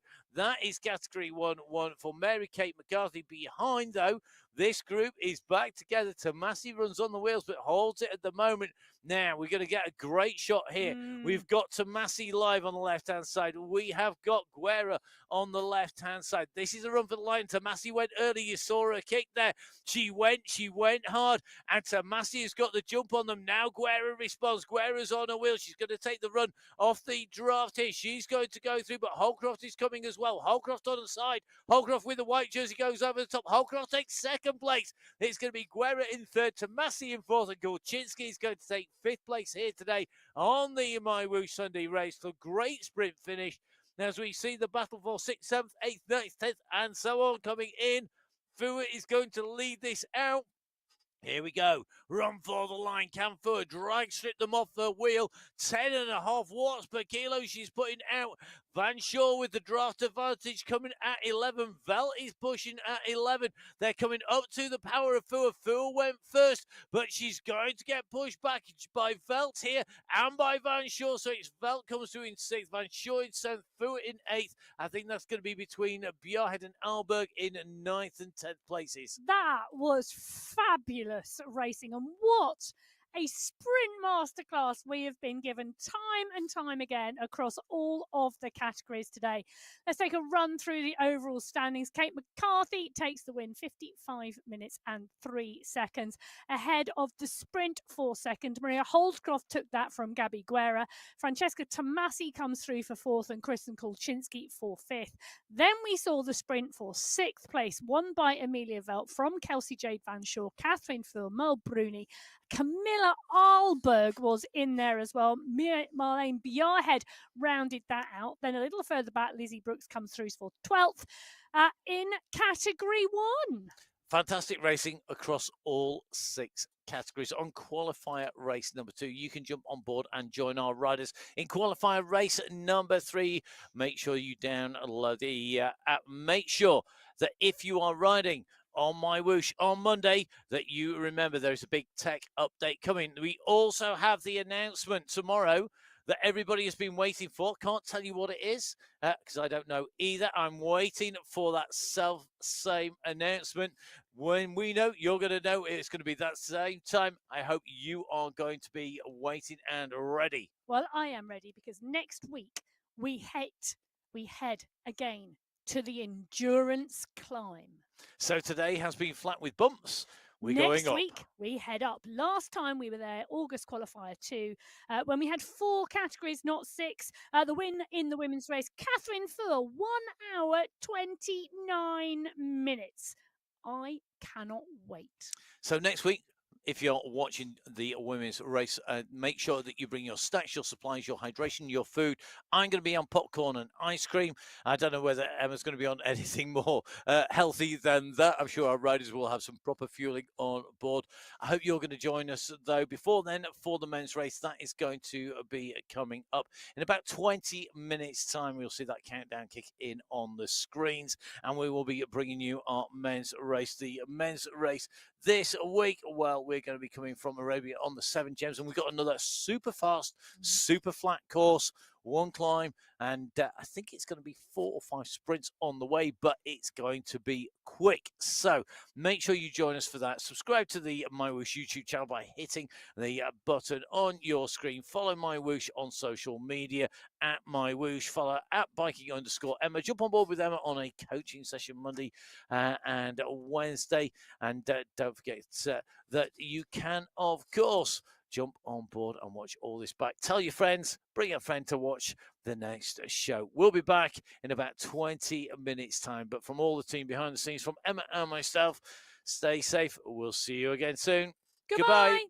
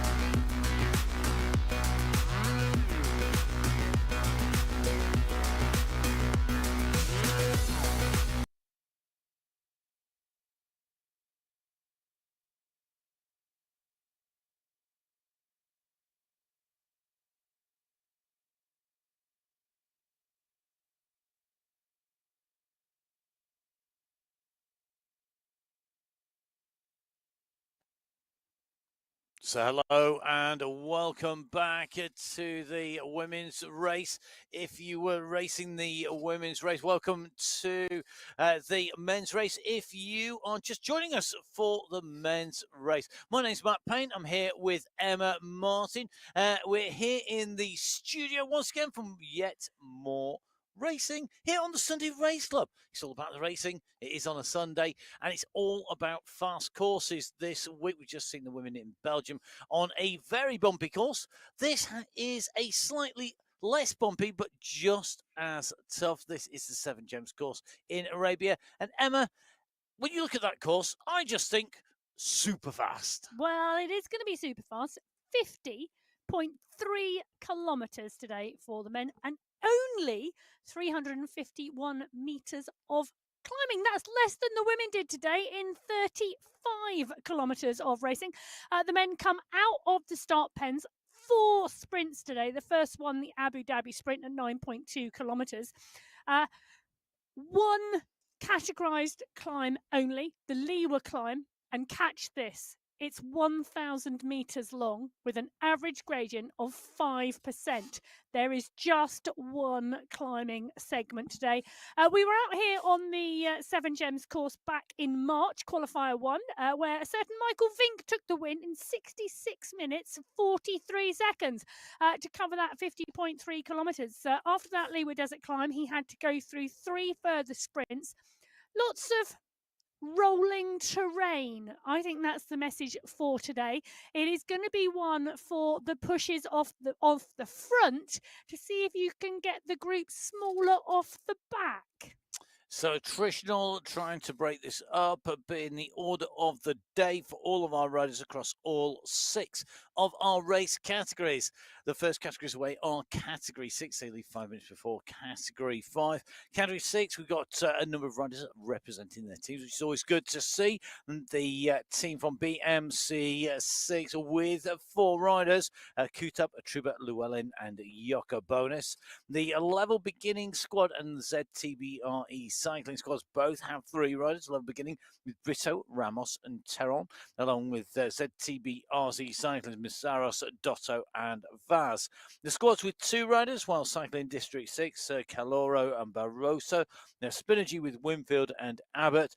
And we have the Wheelies Racing, new squad that's just been launched. Really interesting to see how that progresses onwards. That's Nilsson and Sebza. And the UC Batista, that's going to be Bianchi, who is taking to the start for them. Big race field here today, and almost 50 riders in Category 6. Yeah, 49 riders in Category 6. Tim Sharp still in the mix. And John Downs, welcome back for race number 2. So it's time to go racing. Qualifier race number 2, Category 6. Time to leave those pens here. Head out onto the roads, and it's going to be a quick start. I'm sure nobody will want to get left behind by this bunch. In terms of previous race results, I mean, we've got some real known fast riders in here, but with so many riders now racing the Sunday Race Club, it's becoming increasingly difficult to call. Well, it is indeed, but I tell you something, you could have called this Ebser off the front, dialing it fast out of those start pens. He does like a speedy start. He does like a sprint, the Polish rider. And then straight over the top, Nielsen. Well, let's just take a little look. And it was indeed Sobrino who took the win. Francisco Sobrino, who took the win last week. He's moved up to Category 5 this week. Daniel Dotto is here. He took 2nd. Simon Llewellyn took 3rd. Riley Milostic took 4th. They are all in this group today. Milano not on the start. Oh, actually, is. David Milano is on the start sheets today. So who took 5th place last week. So great to have all those on board. But as you mentioned, lots of new riders throughout all of the race fields today, but fabulous to see so many riders. I'm going to say this, and I'm probably going to say this again a little later. 306 men on the start sheets today. It is the first time the men's race field has gone over 300 on the start sheets ever. So we've blown right through that 300 number, 306 on our start sheet. So don't forget, you could join in. there's lots of ways to get involved, but we would love to see you here on the Sunday Race Club. Now, if you're going to download the app, or if you're already a rider, quick word of warning, don't forget that you will need to reload the program. It is a major technical update that's coming on Monday. Osmar Vaz, I'm sure, has already scheduled in his time to update, because Osmar, one of our regular riders, riding for the ZTBR e-cycling squad. You can see that on the jumper as well, on his jersey, which is fantastic. It's a jumper, a jersey. It's the same difference. Just because it's cold, I'm thinking jumper, to be fair. It's cold here. I'm sure he's going to be absolutely roasting where Osmar is. And, of course, don't forget, make sure you allow plenty of time for the update. You can't be dilly-dallying, looking and daydreaming about a Ferrari in Ferrari world. You need to get the download done, updated, and make sure that you get that done tomorrow. Whilst you're around tomorrow, maybe what you will be doing whilst you wait for it to upload is the new announcement. There's a big announcement coming out tomorrow on social media. You need to follow at MyWhoosh. It's at MyWhoosh on Instagram or on Facebook. That will happen tomorrow. It has been widely touted. You would need to not have followed any social media of ours as well. If you didn't know that, you do need to be watching. That announcement is on the 12th, which is tomorrow. And there's a technical update. So a busy MyWhoosh day with both things happening at the same time, pretty much. And it's even busier because you can jump on board the live coaching with me at 12 o'clock BST. There you go. And Emma, if the announcement has been made before on the coaching, we'll no doubt be talking about it at some point during the coaching as well. It's some kind. Come along and chat with me. It's some kind of process of integrating it into the coaching, whatever it is. You never know. Now, we're just taking a little bit of a run through our riders as this group makes its way. It has fractured already. The pace at the start has split this into two substantial groups at the moment, and that is quite unusual, isn't it, that we see two substantial groups? It's usually one or two riders drop. This is a substantial this early split. on, yes, but we did see that pace so hot out of the pen. And I was mentioned this course, there's no real places where you would look at it and go, I can break away. So it's got to be short, fast, and often. Well, let's see if Category 5 teams can use that short, fast, and often to their advantage. The BMC Get Racing team, McMurtry and back. BMC also have the High 5 squad with Tortoretto, and they have the BMC Rule 5 squad with Agadello, Gibson, and Cavahol on the mix. The Cycling District, the 5 squad of Sabrino and Silva. Level Avengers with Roy and Peterson. They have the Level Up squad with Rooney and Bertrand. The MPCC Team 5, last note is no doubt going to be sprinting for them, but the biggest numbers of riders are the Upcycle squad, Dromar, Tonga, Mokhtari, and Mayard, all of which are down to race. We are good to go.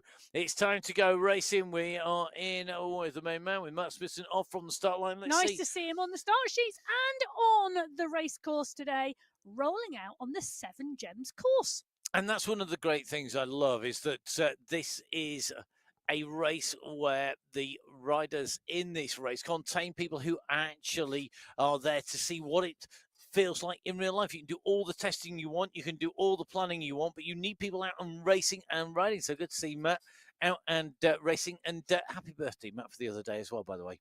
Yes, he's gone round the sun another time. Fabulous thing to do. Well done, mate. Now, let me just say, talking about riders on the start sheets today, Category 5, 52 riders on the start sheets today. Patrick Mortek has gone up to Category 4. So has Brian White. He would have done, I think, last week had he been here, but he wasn't. He was the winner of the Category 5 in the final last month. Now, we've also mentioned that Sabrino from Category 6 has moved up to Category 5. So a little bit of movement between these categories. A number of riders choosing not to be here, though. Villarda took second. Palaka took third. Gaviria took fourth last week.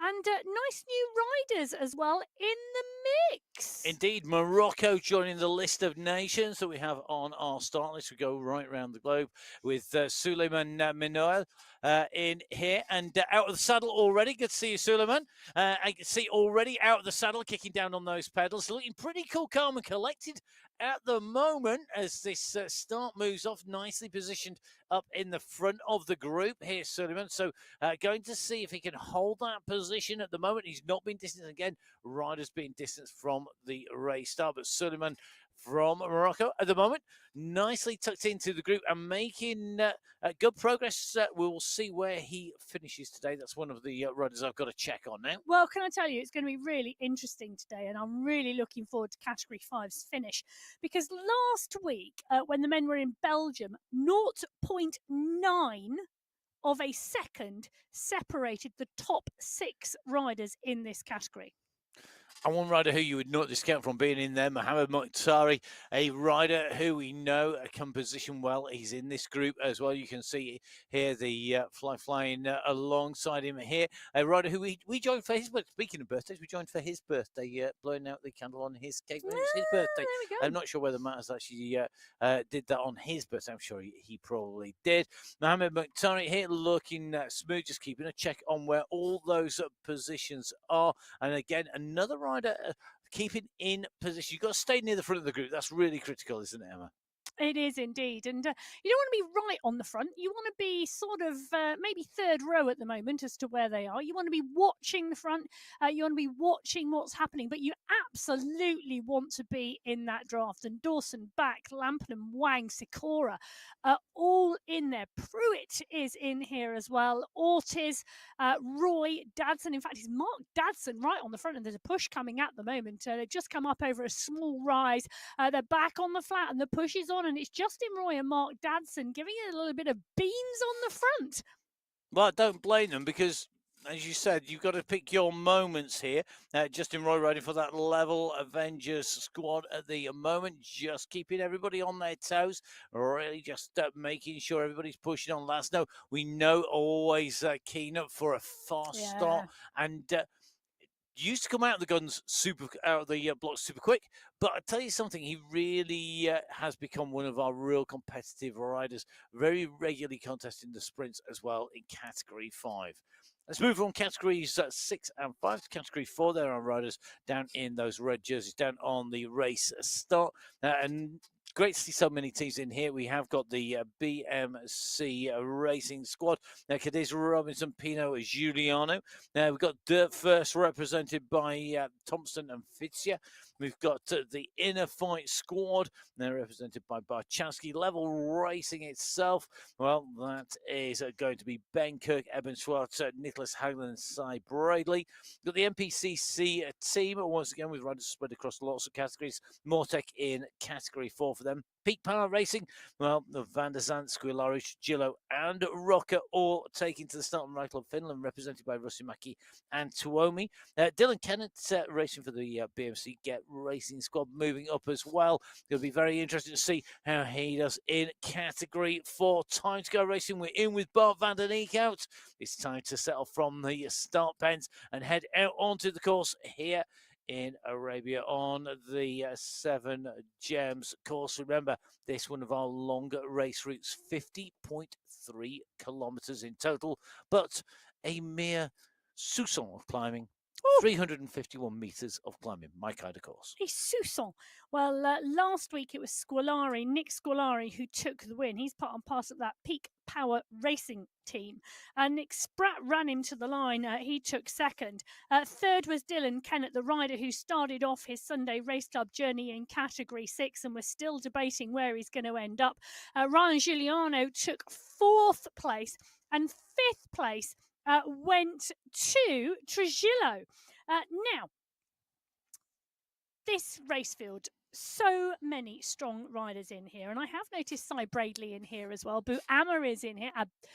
Bello is in here. Rusimaki is in here. Elos is in here. You know, there's some really, really interesting riders in here. And I think Oh, Mason Rocker is in here as well. That's going to be an interesting one. I think these riders, well, I was going to say are going to sit and settle, but immediately the push goes on the front, as we saw in Category 5. Category 4 following suit, and we are rolling through the riders trying to get to the front of the pack at the moment. And take a look at that. Spratt is up there right at the front, but he's not on the front completely. It's Braidley. What is Braidley doing? He's making the action. He's on the front and winding it up to try and keep out of trouble. Well, at the moment, he's going to be under pressure because the big pack is coming after him. Hagland, Strelly, Robinson, Leonardo is also chasing. Giuliano in that mix. Pino is in there. We know Matteo Pino has got a great sprint on him as well. We're just going to take a look at Nicholas Hagland here.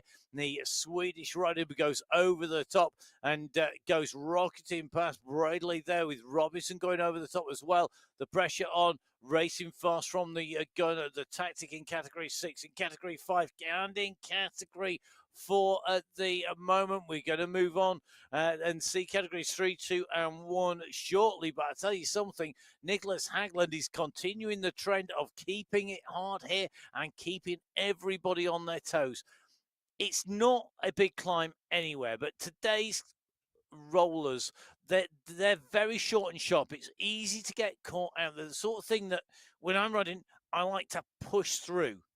That's why I always think in my head, push through them and go, not let them dent the speed. And just by squeezing on the pedals a bit harder on these little rises, these little sort of gradients, you can really make people suffer and really make them hurt and drop them. Do you know what I like back. to do? I like to push on the small downhill run into them. Because then you get your pace up and you get that momentum rolling, and it really does help, particularly then when you kick over the top of what can be quite a small roller. And it can indeed cause a gap. And we are seeing riders using all sorts of techniques here, and the push is on the front of this pack. They want to keep this pace high. They're at 43 kilometres now, 44 it is, heading upwards at the moment on the flat. And that's one of the joys of these flat sections, you know. It's not just about watts per kilo, it's about ultimate watts. And how fast you can push and how fast you can roll. And, well, you can roll fast in a pack this size. It's more important to have power. Yes. And to be able to race at a fast speed than it is to be able to climb, well, particularly on a course like this. And to be honest, power is power. You need to get those watts down. It's much better to be able to kick on. We're seeing that from Miguel Barrosa at the moment. He goes in underneath our first of our sprints, the Abu Dhabi sprint at 9.5 kilometres, but he doesn't take the fastest time. I think that was Matt Hooker who took that going in and through. We'll go back to our sprints very shortly because we're going to have our riders rolling through or sprinting through. Now, as we go to Category 3, Anzac's going to be Bloom. We're going to have Aotearoa Alliance taken to the start with Ethan Wojciech. Cycling District 3 with Piera Oliveira, Adrad and Piera. We're also going to see level Goldens, Morgan, Rimborg, Philo and Bakken, Sandstorms, Guerra and Fell, and Montoya and Clays for What's Up. They're the riders who are in teams. That's 15 of a huge field of riders. Joint biggest number of riders in the race fields that I have, I think. Yeah, Category 2 and Category 3 both have 58 riders on the start sheets today. So time to go racing in Category 3. We're in with Nikhil Kansara. It's time to go hit the balls, hit the roads of Arabia. As we see Esbahi Ibrahim wanting to take this out. I suspect that the speed that he is going, that's got to be a little bit of an issue. There's a gremlin in his works. I wish my best sprint ever was over 20 watts per kilo, and it lasted it lasted about half a second. No way. Yeah, it did, but it lasted about half a second. How much power can you kick out? I'm not going to tell you live on air. Oh, okay. I'll ask you that question when we go off air. I've gone over 2,000 watts, but at the moment, definitely. It's more like about 50. I don't think I could power a light bulb, I'll tell you if I'm something. Christopher Morgan is the rider dialing it on the front here. Rick Van Erck is pushing on. So is Zach Petterson, Mark Gates. Now, Gates been riding really strongly. He took the win last week in Belgium from Walter Clays. 4 seconds separated the top 8 last week in Belgium from Category 3. Kochkov, Haggerty and Fell were the riders in the top 5. Kaplinski is one of the riders on the front of the group at the moment. So is Lewis Ridley, Pierre and Brune there as well. But I tell you something, Morgan is keeping the power down at the moment. He is, and this is that trend that we have seen. We've seen this move where people are really trying to get this race going early. They know that the climb, there is one climb, the Liwa climb, that is an official climb segment. There is another long segment, long section of climbing actually, that comes after the Sheikh Khalifa Mosque sprint. That is going to be really interesting because that's actually the second of the long segments of climbing, even though it's not categorized as such. But I think riders are going, let's shake this up early. Let's try and get rid of a number of riders. We want to get the odds better in our favour. And they're doing it by kicking on early. Well, they are indeed. And Henry Yeast now coming to the front of the group. And I was about to say settling it down, but he's not. He's picking it up and he's pushing it on. And let's take a look in. And there we go. He's up and out of the saddle. The look of concentration on his face at the moment as he's trying to close the gap down to Morgan. And he's doing a good job at the moment. Kaplinski is following, but no one is coming over the top to help. I say that as I see Zach Patterson's pace move up. But no, he gets to ease his wheel and then he backs off. This is not what Henry Yeast needs to close this gap down. He needs friends who help. Yep, needs people to give assistance. But Morgan is I would leave Morgan out to dry. I think they're going to. Yeah, I wouldn't be chasing. I don't think one man on his own on this course is not going to go clear. That is not going to happen. Well, he's not going to stay clear. Not yet. Not yet. I think you have to go beyond our third sprint, which is the Sheikh Zayed Mosque sprint. I think you've got to go clear after that. Ooh. Because then you've got a little bit of a run towards the Yas Marina circuit, then through the Yas Marina circuit and out the other side. I actually think you could probably go from where the third sprint of the day is, and that sprint is around about 37.8, 39 kilometre marker. But after that, if you went clear just after that on the rise after that, you'd have a chance.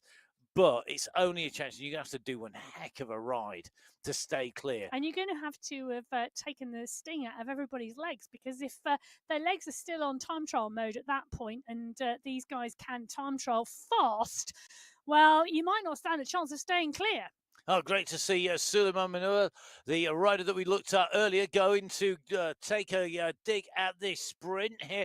This is sprint number 1, the Abu Dhabi sprint, as he goes in through the 200 metres. He went through quick. He was the first through the line, but Sprint King himself, Marius Fossid, doing the business once again, takes the fastest time, utilising the draft there, and he's using that experience and the power that he can put down and to then the kick recovery, through. because I'm just taking a little look. He came off the pedals, he came off the pace, he dropped down to around sub 2 watts per kilo, and I've just watched 10 beats drop of his heart rate in an absolute second. He's having a bit of a stretch. That was hard work. He'll recover, and I'll tell you something, he'll go again, because he's going to want that skin suit on his back at the end of this race today. Well, Fossid takes the 5 points. It's 5, 4, 3, 2, and 1 points for first, second, third, fourth, fifth places, respectively. Fossid in top spot from Criddle and taking away top spot there. And Fossid over 1,000 watts for that 200 metres, 12.3 watts per kilo, which is good. But the important thing is the amount of power you can put down and how you use that draft. Positioning. Yep. I Absolutely think key. Positioning is more key. We will see how that plays out. Well, PFL we're in with at the moment had a great race last week, and there he is on the screen, and big headphones, loud music.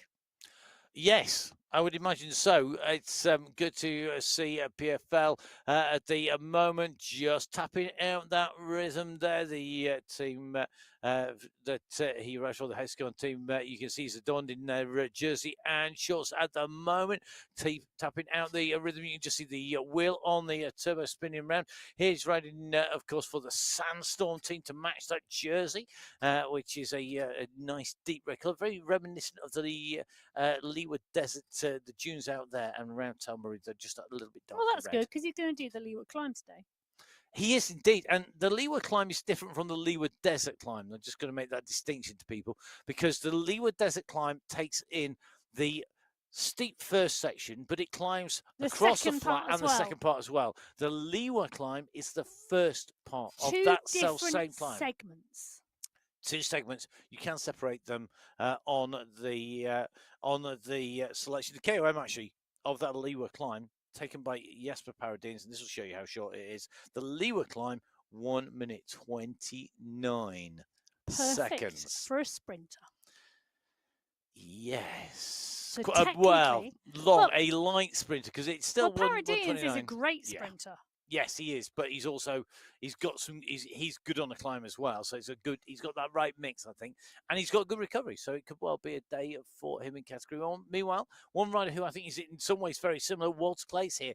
Claes has been riding really strongly. We saw him in that run into on Belgium last week. I mean, his sprint is just phenomenal. He's got to be looking forward to the repeated efforts and recoveries that are needed today. Yeah, but one of the things that impresses me about Walter Claes is he's such a smart rider. Yeah. You know, he's one of those riders that you don't see. You don't see them in the pack. You don't see them in the bunch. Their positioning is superb all race. And then they come to the fore when it is needed, and only when it is needed. You know, he really, really is a smart class rider. And a rider that I think, for me, could really benefit from the fact that you can hide today, that you can just stay out of the way. Yep. Completely and utterly. And I'll tell you one rider who might not be quite looking forward to today in category 3, and that's Niall Beattie. But I'll tell you something, he is a rider who is seriously looking forward to next week, because next week they head to the endurance climb. I heard a rumour that, in fact, that the only reason we're going there is because Niall Beattie loves that climb so much. Well, he won last time when they were out on the endurance climb. There were only 4 categories, and he was in category 3, and he did indeed take the win. He is a consummate climber. It is his speciality, but that's the whole point, isn't it, of the Sunday Race Club? We are pretty much on a flat run today. Next week, we are on a climber. I think, off the top of my head, the men have over 2,000 metres of climbing. Niall will be in his element next week, but he's in the mix today in this pack, riding and racing and giving it his all as well. And you can see, I think he's in the loft there. He might be. That would be warm. In the attic. In the attic. Yes, loft, attic. The space between the roof and the top of the glass flat ceiling. Well, Morgan's still on the front of this pack, but the Gwarin, now the rider, closing it down. In fact, we've got 4 riders coming across. Gwarin, Becker, Van Erck and Mayer. There's still a 4-second gap back to that main group, but I think we are going to see them all come back together again now, because the push has been on as they go up and over the bridge. They're on the descent the other side. Very soon, that pack have got to be together. Well, we'll go back and see if they stay together as we move back to race start to see our next teams up and away. The ever-present, the ever-irrepressible Ivan Nuki will be leading the Abu Dhabi team. We'll see whether he can hold on to those wheels on the flats and use the climbs to his advantage. Daniel Pinto, and Thiago Clamot are running for the cycling district from Portugal. The Smarties, while they have strength in depth, 4 riders in their team, Theme, Betty, Russia and Walter. Up against the Hitmen, that's Ross Fawcett, Tatu Koisten and Zach Nair. The UAE Falcons are represented by Ahmed El Tanashi and Zaid Hamdan once again. And the UAE Clam team, the one and only Mr. X100 with SS, the legendary aggressive rider, and Pablo Popovic, momentum master himself, the 3 riders representing the UAE Clan team. Will it be their day today? Make this race hard. You wouldn't discount Mr. X100. Tactical now, big kicks, big power, aggressive riding. SS could be in there, but, and it is a big but, if it comes to a pure sprint, you need big watts. Is it going to be a rider who can put down a massive sprint? You mean like Olivier Simmons? That was the name that I was thinking of at this moment in time, I have to say. Well, there is such a class riders in this field. 58 riders on the start sheets today. As Matt said, SS took the win last week. It was Carlos Ospina in second, Tashi Koivunen in third. Ross Fawcett took fourth. He's also one, I think, to watch out for today. And Simon Walter, who took fifth and the climb overall. Can I say welcome to Category 2 to my fellow live coach, Carol Sledek. Coaching works, progressing from Category 3 to Category 2. And Olivier Simmons took the sprint last week. Now, I did do this in the women's race because I was looking at given names and it just jumped out. Well, it jumped out here today in Category 2 because 11 men have a given name in this race starting with M. All the best people are. Moritz, Masiak, Mads, Mark, Marcin, Marus, Martin, Matteo, Matthias, Matteo, Mikkel. And actually, Mr. Oh, that makes 12. We will see whether it is a rider beginning with their name beginning with M. Please do. Do the business here today. My name's Matt Payne. I'm here with the one and only Emma Martin. So we bring you the race action here today. Emma's random start of the day is, we could have a feature like we used to have Emma's exchange. It could be Emma's random start of the day. It is the number of people whose given name, the first name begins with a given. Yeah, let's not. So we are watching a man who's is living up to his name and his reputation. Ivan Nuki on the move here with Peter Malostic, making it a long one, making it hard with a 2-second gap back to the riders behind. Veles, SS, Santo, Mistakes 100s, Patrick Stepanek in there, Maciej Skierski, all looking to make it hard from the word go, trying to bring this pair back together again. I'll tell you something, this is going to be about getting that power down, about getting your head down and really riding hard all the time, because I think you really want to make this tough. If you're a climber, you need to make it hard from the word go so that you can then tire people out before you get to the climb and use the climb. If you're a ruler, you want to make it hard just everywhere because you can ride everywhere. And if you're a sprinter, you want it to be fast on the flat, because that's when climbers really struggle, because you just can't do that pure waltz. Now, we can just see Ivan Nuki, top left-hand side of our screen. On the left-hand side, Eka Morel, and then Sad Keradine. Good to see Sad, Eka, and Ivan all with us here today in their respective pain caves as well. Uganda, Spain, and I think I'm just trying to remember, is it Sad Keradine, is he not Morocco? I'm sure he is. That's the Moroccan flag. Yes, it is. It's underneath my iPad. Although I think he's probably in the UAE judging my flag. Ika's here as well, one of your fellow coaches. Yes, indeed he is. In fact, two of them are coaches, aren't they? Because we know Ivan Nuki is a coach at Abu Dhabi. The Abu Dhabi Cycling Club. So, if you're a coach anywhere, let us know. We'd really love to know. Well, they are doing the business, and all in this Category 2 bunch. As we leave Ivan Nuki on the right-hand side of your screen in that huge group, 58 Category 2 riders on the start sheets, 34 Category 1, as we drop in and see who's here. So lots of teams represented. Abus Esports, Leonard Hugels is here. Can he take a win today? He's up against the Alpha Jaw 4, cheering for Jasin Kaminsky and Jones. The Boss moves only 4. Well, that's Osborne, Knudsen, Vig, and Safra Sadie. Surely, on paper, one of the strongest squads. We got the Cycling District 1. Cycling District, of course, the teams from Portugal. Miguel Machado representing them. The Farmworld squad have the most riders. Andreasen, Puckett, Noran, Harris, and Plantero. Can they make the most of strength in depth? HCNSVE is Marshall Wu today from China. The Venga boys, Jacobs and Pedersen, and Alvarado from Wahoo Esports here as well. Half of our riders, over half our riders in teams. Will the teams prevail on May's qualifier race number 2? Will it be our individual riders? Mohamed Mud, Rakad Al Theme, Youssef Mirza, Vidal Mayer, Linda Milostic, Bruce Bird, surely a man for a long breakaway today. Well, you never know. Never, ever discounting. But the pace is fast on the front already. Now, Ollie Jones took the win last week from Jason Osborne. So Osborne came through in second last week. Third was Vu Yassin. And at the moment, we've got Michael Knudsen dialing it on the front. He's part and parcel of that Boss Moves Only squad. His teammate Safra Zaidi was fourth. Marshall Wu took fifth place last week. Now, Knudsen, look at the intent from the Danish rider. Bjorn Andreasen has gone with him as well.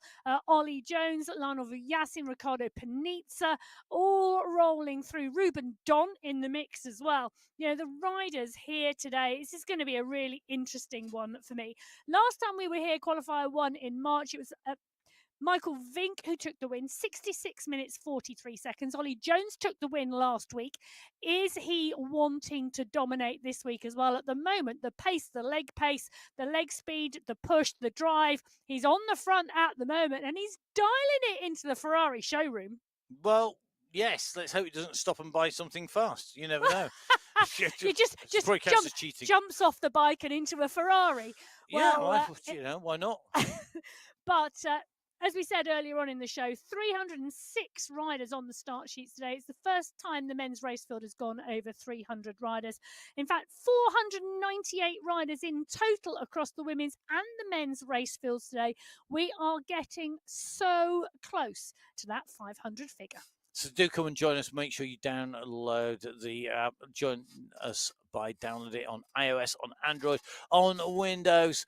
You can do that on your PC, your tablet, your phone. Lots of great ways to do that. Apple TV. You can jump on board and ride. Lots of accessible ways to do it as well. You don't need a smart train if you want to just jump on board and ride. You can do it on a set of rollers with a set of speed sensors as well. But you can't take part in the competitions without that smart train, without that accurate power measurement. Lots of great competitions coming up. Lots of great races from team time trials right the way through individual time trials to elimination races and masters racing on a Friday night. There's lots of great racing on MyWhoosh to jump on board, race against the competition. And, of course, the ultimate test each and every Sunday, every year.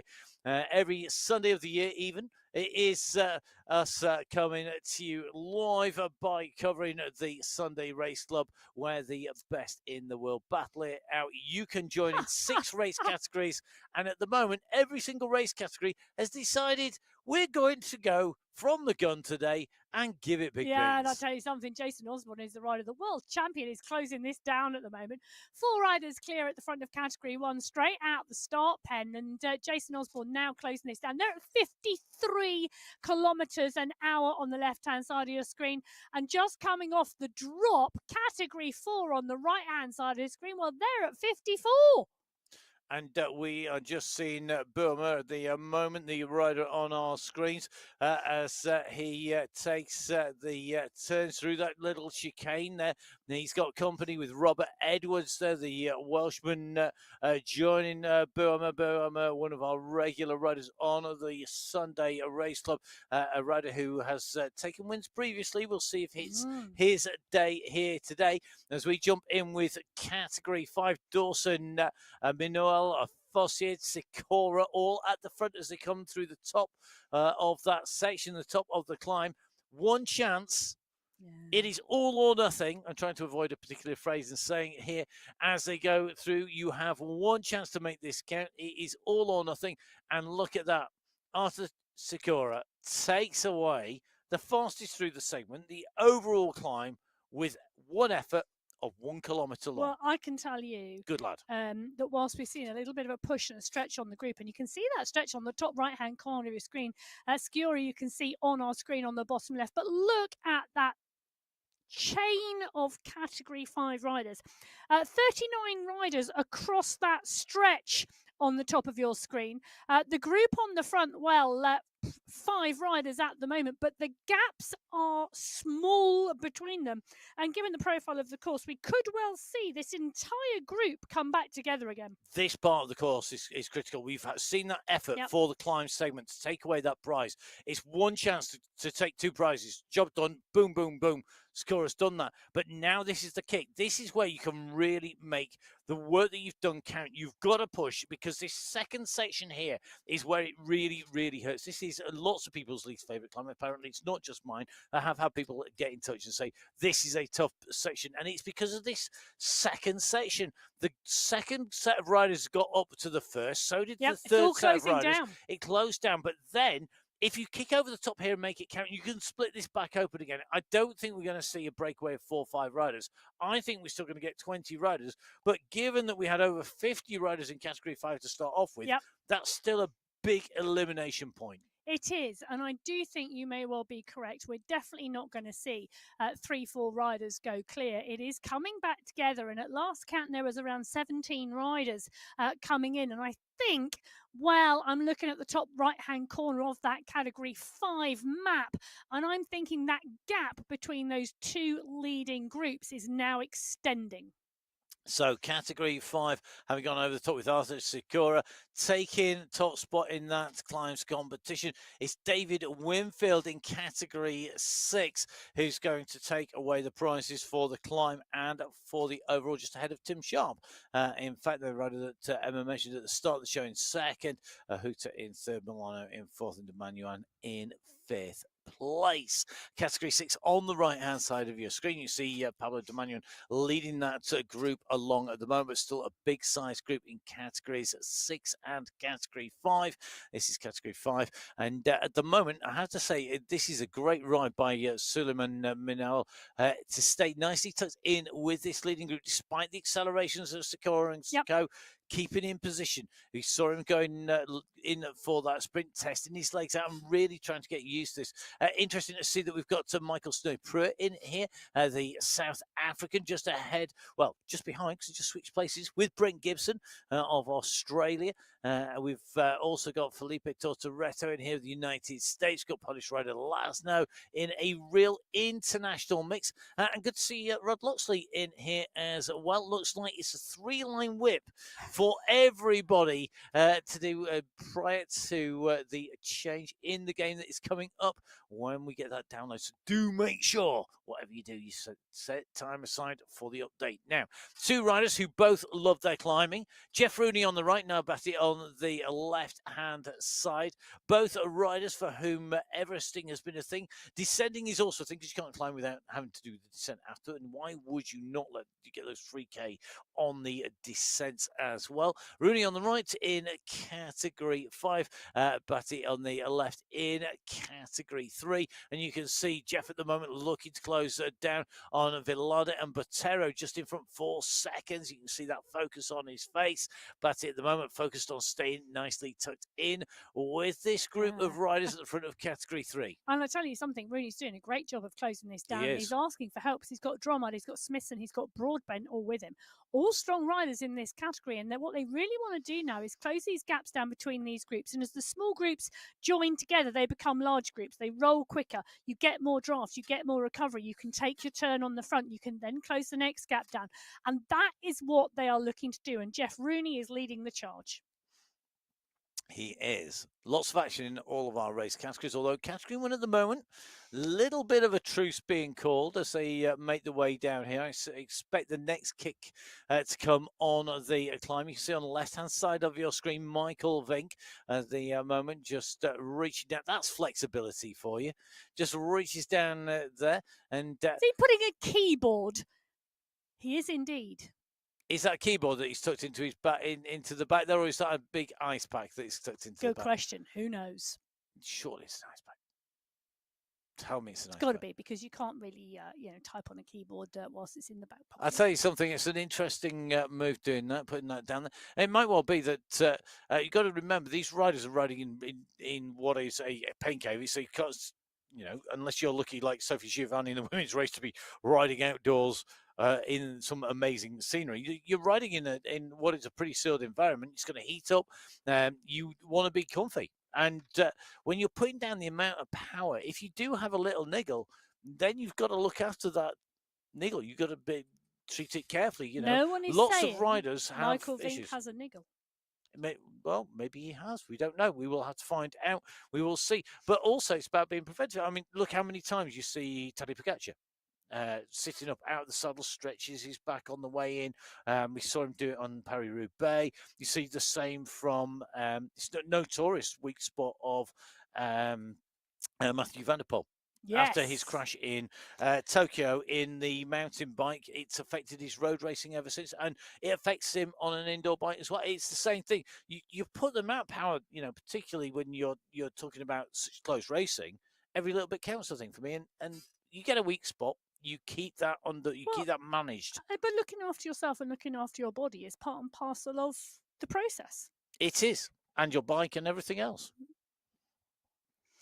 Well, Yusuf Mirza is the rider we're in with on the left-hand side of your screen. He's part and parcel of that leading Category 1 bunch. It's a big, big bunch as they are about to come up and climb out of the small dip they're in on the right-hand side of your screen.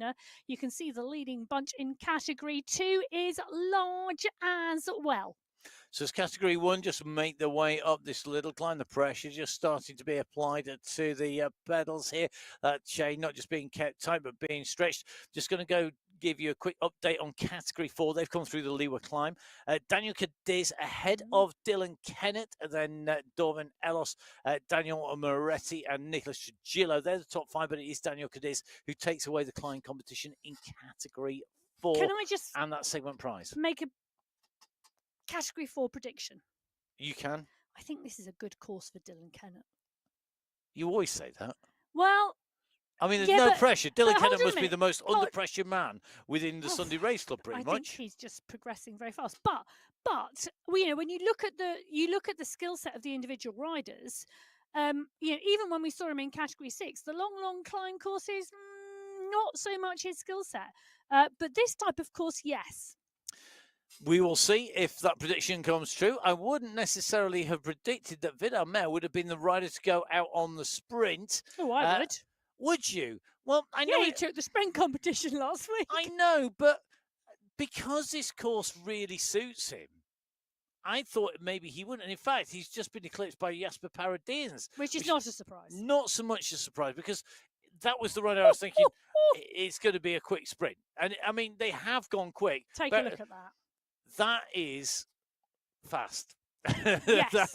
that is fast. 1,239 watts, 17.2 watts per kilo for the full 200 meters for 11.804 seconds for Jasper Paradins. He takes away top spot in the Abu Dhabi sprint. You can see Simmons, Fourier, Spratt, Fossiard, and Hooker, their respective category winners in categories 2, 3, 4, 5, and 6 as well.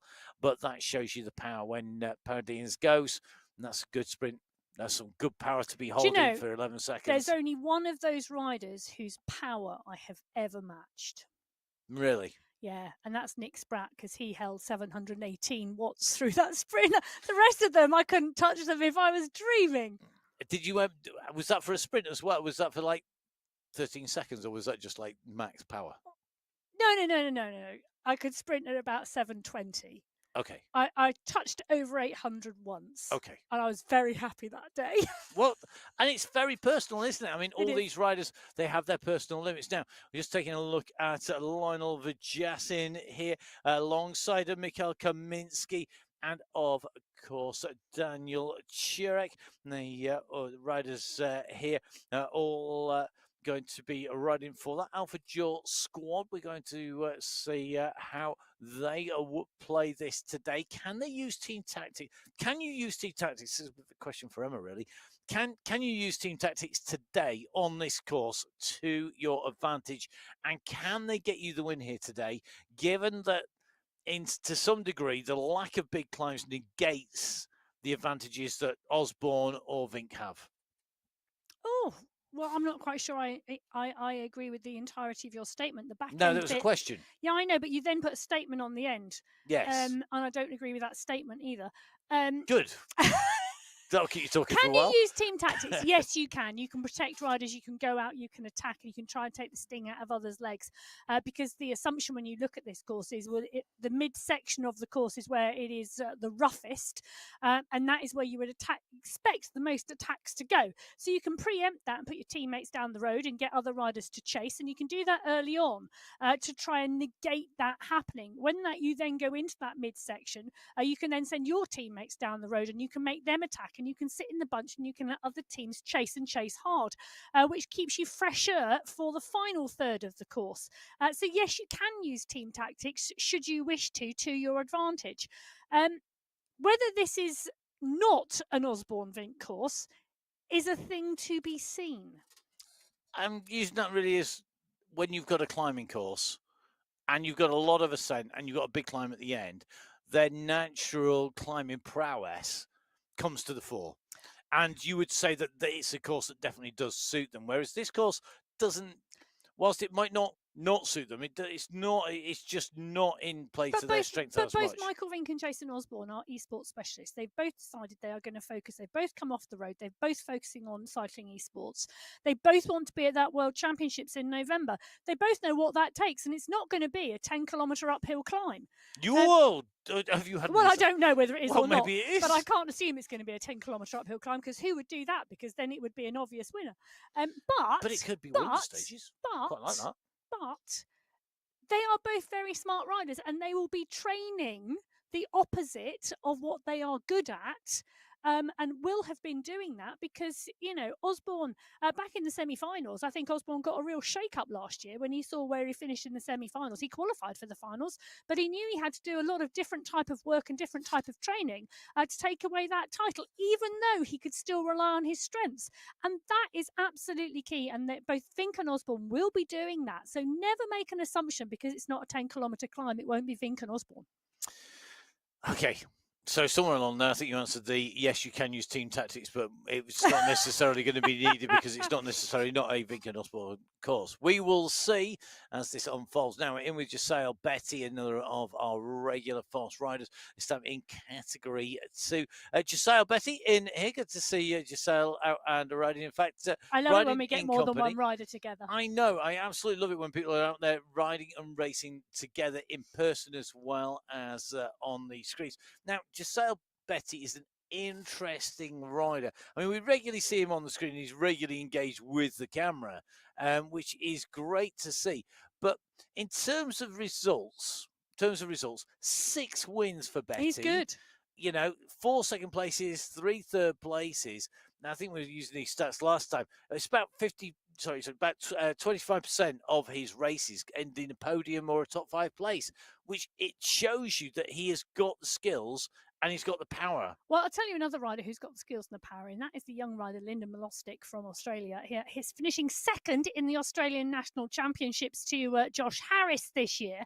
The young rider's got a lot of potential, and I do think some of these riders will be watching him and watching what he does. But he has just closed the gap down to Andreasen, and Plantro is there as well. Van Elst, Wu, Pedersen, Osborne, all coming back together again. Andreasen had just stretched his legs a little bit on the front, and that was the way to go. Marshall Wu pushing on a bit now.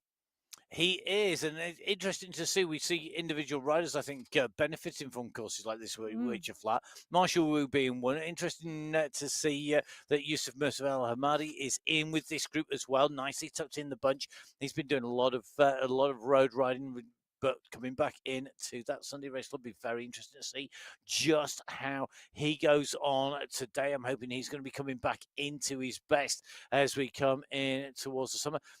Blisteringly hot, though, in the UAE at the moment. I think it was the hottest April. It was the wettest. Really? Yeah, it was the wettest April last year, and it was the hottest April. I think the average daytime temperature was 41.5 degrees C.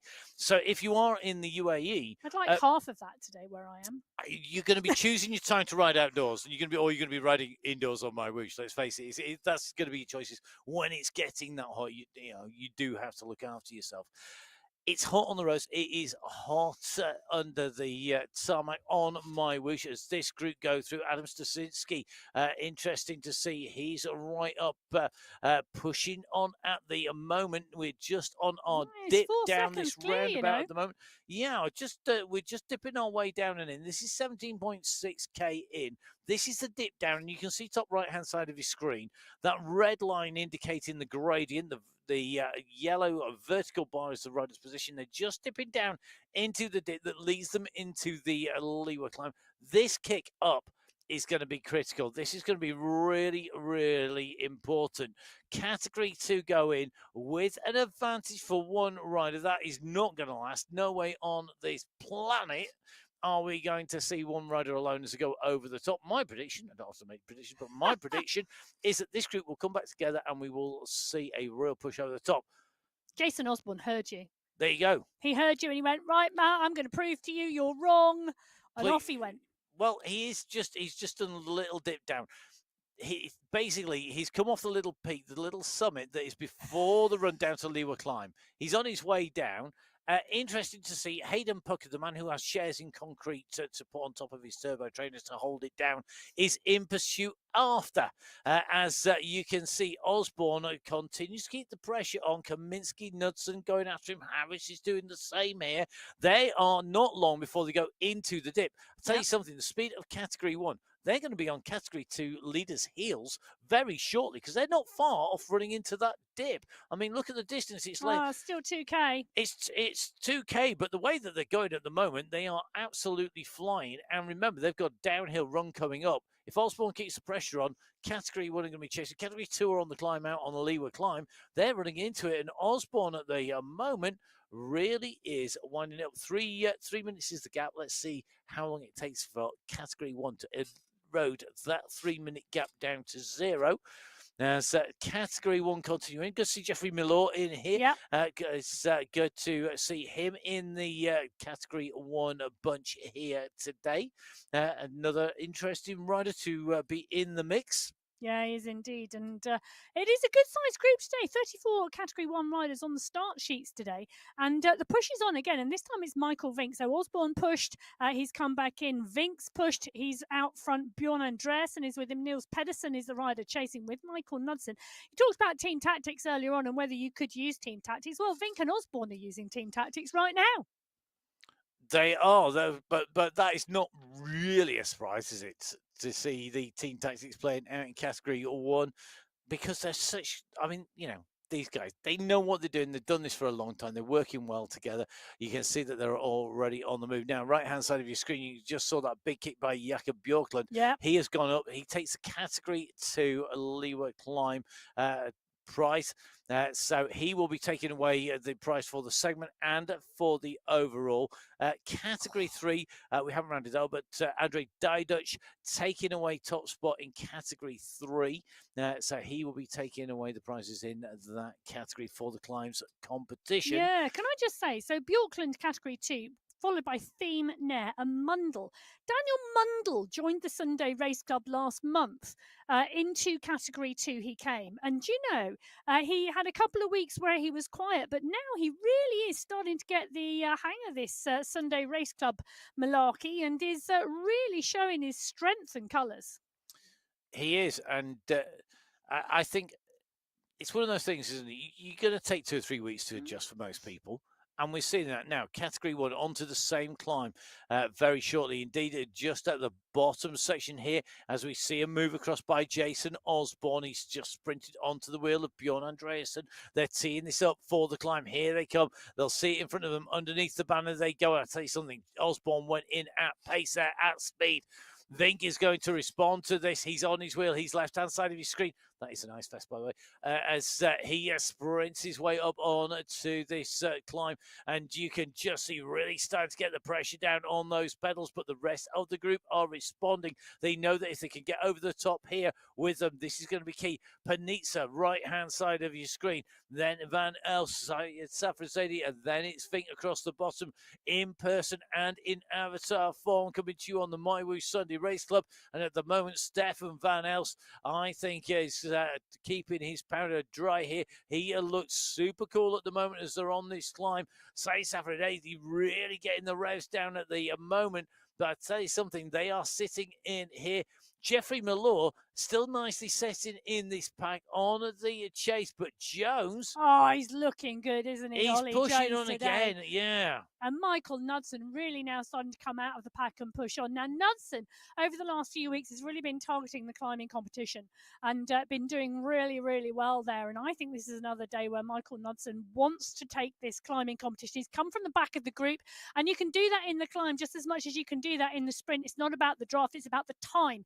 And you can come from the back of the group to the front of the group and push on through just to get those extra tenths or hundredths of a second. But Ollie Jones, at the moment, we're in with him on the pictures at the moment, and he really is pushing on strongly as he goes underneath that polka dot banner. Is he going to take the fastest time? He's the first rider through, but the polka dot skin suit switches shoulders from Ollie Jones to Michael Knudsen. Knudsen's strategy of being in the group and then coming through and out gives him the edge. So if you're at the front of the group and you end up at the front of the group, you're going to set a time. But if you're at the back of the group and come to almost the same position as the front, well, then you'll find that you are the rider with the fastest time through the segment. Great tactics, great playing out there by Michael Knudsen. Interesting to note that time only 2 seconds quicker than the time of Jakob Björklund in Category 2. And that says to me that Category 1 are still racing out for the overall as well as for that segment. Jakob Björklund, we saw sprinting clear. Danish taking the Category 3 prize. Ryan Giuliano taking Category 4. Arthur Secure taking Category 5. And the Category 6 competition all wrapped up as well at the same time. And that is all about getting over the top of the climb in first place within your category. Well, Category 1 have dropped 3 riders from the back of the group, and the push is still strong here because Knudsen, Jones and Kaminski have not backed off the pace from the climb. They're at the top, they've gone underneath the polka dot banner, and they are now on the flat transition here at the top. The group chasing hard behind another rider, looking like they're about to get distance, and I'm counting 1, 2, 3, 4 Category 1 riders off the back, and I'm looking now at around 17, 18 riders still in contention in Category 1. They are now moving back together again, but they are continuing to push off the front. So attacks going as these riders go into the mid-section. Further through this mid-section at 36 kilometres, the riders in Category 6, they're heading towards the third of our 4 sprints. The Sheikh Zayed Mosque at 37.8k signals we're coming towards the end of that really bumpy mid-section to the race route. And really between Category 1 leaders and Category 6 at the moment is the real meat of this course. This is the real tough sections of this race route where the climbers have got a little bit of a chance. Saeed Safrazedi line of Vujasian with the gap at the moment. Now, Vujasian has the advantage. Kaminski will not chase Vujasian, neither will Jones or Turek. That means that they have the advantage here. Saeed Safrazedi is out there as well, and Safrazedi won't be chased by Osborne, Knudsen or Fink. So 2 of the strongest squads at the moment don't have to chase because they've got a rider up the road. And that leaves the pressure, surely, on everybody else to bring them back. This could work to their advantage. 6 seconds already. Let's keep an eye on this. Yeah, it is indeed going out at the moment, and no one's picking up the pace. Pucker's come to the front, drop back down 1.5 watts per kilo. That's almost standing still for Hayden Pucker. Ollie Jones now coming through, but just marking the front, and he comes onto the front, backs off. Josh Harris is now coming to the fore, but he's not pushing on either. Interesting tactics for Yasin and Safrazedi, these 2 riders, moving strongly as the seconds keep ticking up. 7 seconds now, the gap. 6 riders, 6 really strong riders taken out of the chase because their teammates here. Yeah. And if you were going to be looking for a winner between, say, Safrazedi and Lionel Vujasian, if they were to stay clear, I think that really is a well-matched pair. And actually, I think that they're a fantastic pair to let go down the road if you're in those teams, because you're going to be guaranteed a first or a second place. You have got the move. You can sit and take it easy in the bunch, and that gap now at 9 seconds. But look at Harvey Yassin's working. Well, yeah, you got to commit to this, and he's certainly doing that now. Interesting. Compare that to Marcin Wozniak. His focus is on staying in that group and keeping in place on the right-hand side of your screen. He is looking very calm and composed, just tapping out a really nice rhythm here, 91 revs per minute, just making sure that he stays with that leading group, not wanting to let anybody break clear, but equally not wanting to expend too much energy on the front. That's the challenge. That's where I want to be. I'm not sure I want to be on the front. Lionel Jasin here, he's committed to this. They've got 8 seconds here. And what I think is going to happen is we're going to see riders try and jump across from the teams. Once they get about towards 10 seconds, you're going to see the Osbornes, Safrazedy's teammate, try and jump across. You're going to see the Kaminskis trying to jump across in Category 1. But they won't want to bring anybody else with them. No, it's got to be a jump across, not tow the bunch back, because that's just muppetry. Well, this isn't the Muppets today. This is the Sunday Race Club. And Demanuan, Fabra, Abbott, Milano, Winfield, Smith, Arago, Olsen, Hoy, Llewellyn, Fielder and Toro are the 12 Category 6 riders who have just gone through the penultimate sprint at 38 kilometres. Interesting move. It's a good-sized group that are going through there, and that sprint being taken by Demanu, and he went through almost twice the power of anyone else, clearly targeting that sprint competition, looking to take that away. As on our screens, you can see Marcin Wozniak now on the attack. We saw him taking it steady in that group. Now he's gone on to the attack mode. He's at 7 watts per kilo. He was holding that powder dry, staying in the group. Now it's gone over the top of the climb and into the descent. He's looking to stretch this out a little bit. He's going to roll into the sprint. Is this a setup here to give this group a good run in and through the sprint? Very, very interesting move by him as they go down and in. Now, Category 5 go through the same sprint Emma was just talking about a bit further down the course. That's the Sheikh Zayed Mosque sprint. This is sprint 3 of 4. Dadson at the moment stamping down on those pedals, leading this group in towards the banner. Will he have done enough? He's got a gap to the rest of the riders, but I'm not sure he's done enough to take away a top spot in that sprint. In fact, I think it's Suleiman Minoel who has taken that. The fastest time at the moment in Category 5, indeed. Pruitt in second, Dadson in third. So Suleiman Minol doing a great job through that sprint. In terms of previous sprints, a real interesting battle. So this time around, it was Suleiman Minol who took that from Pruitt, from Dassen, Palaka and Leipenham.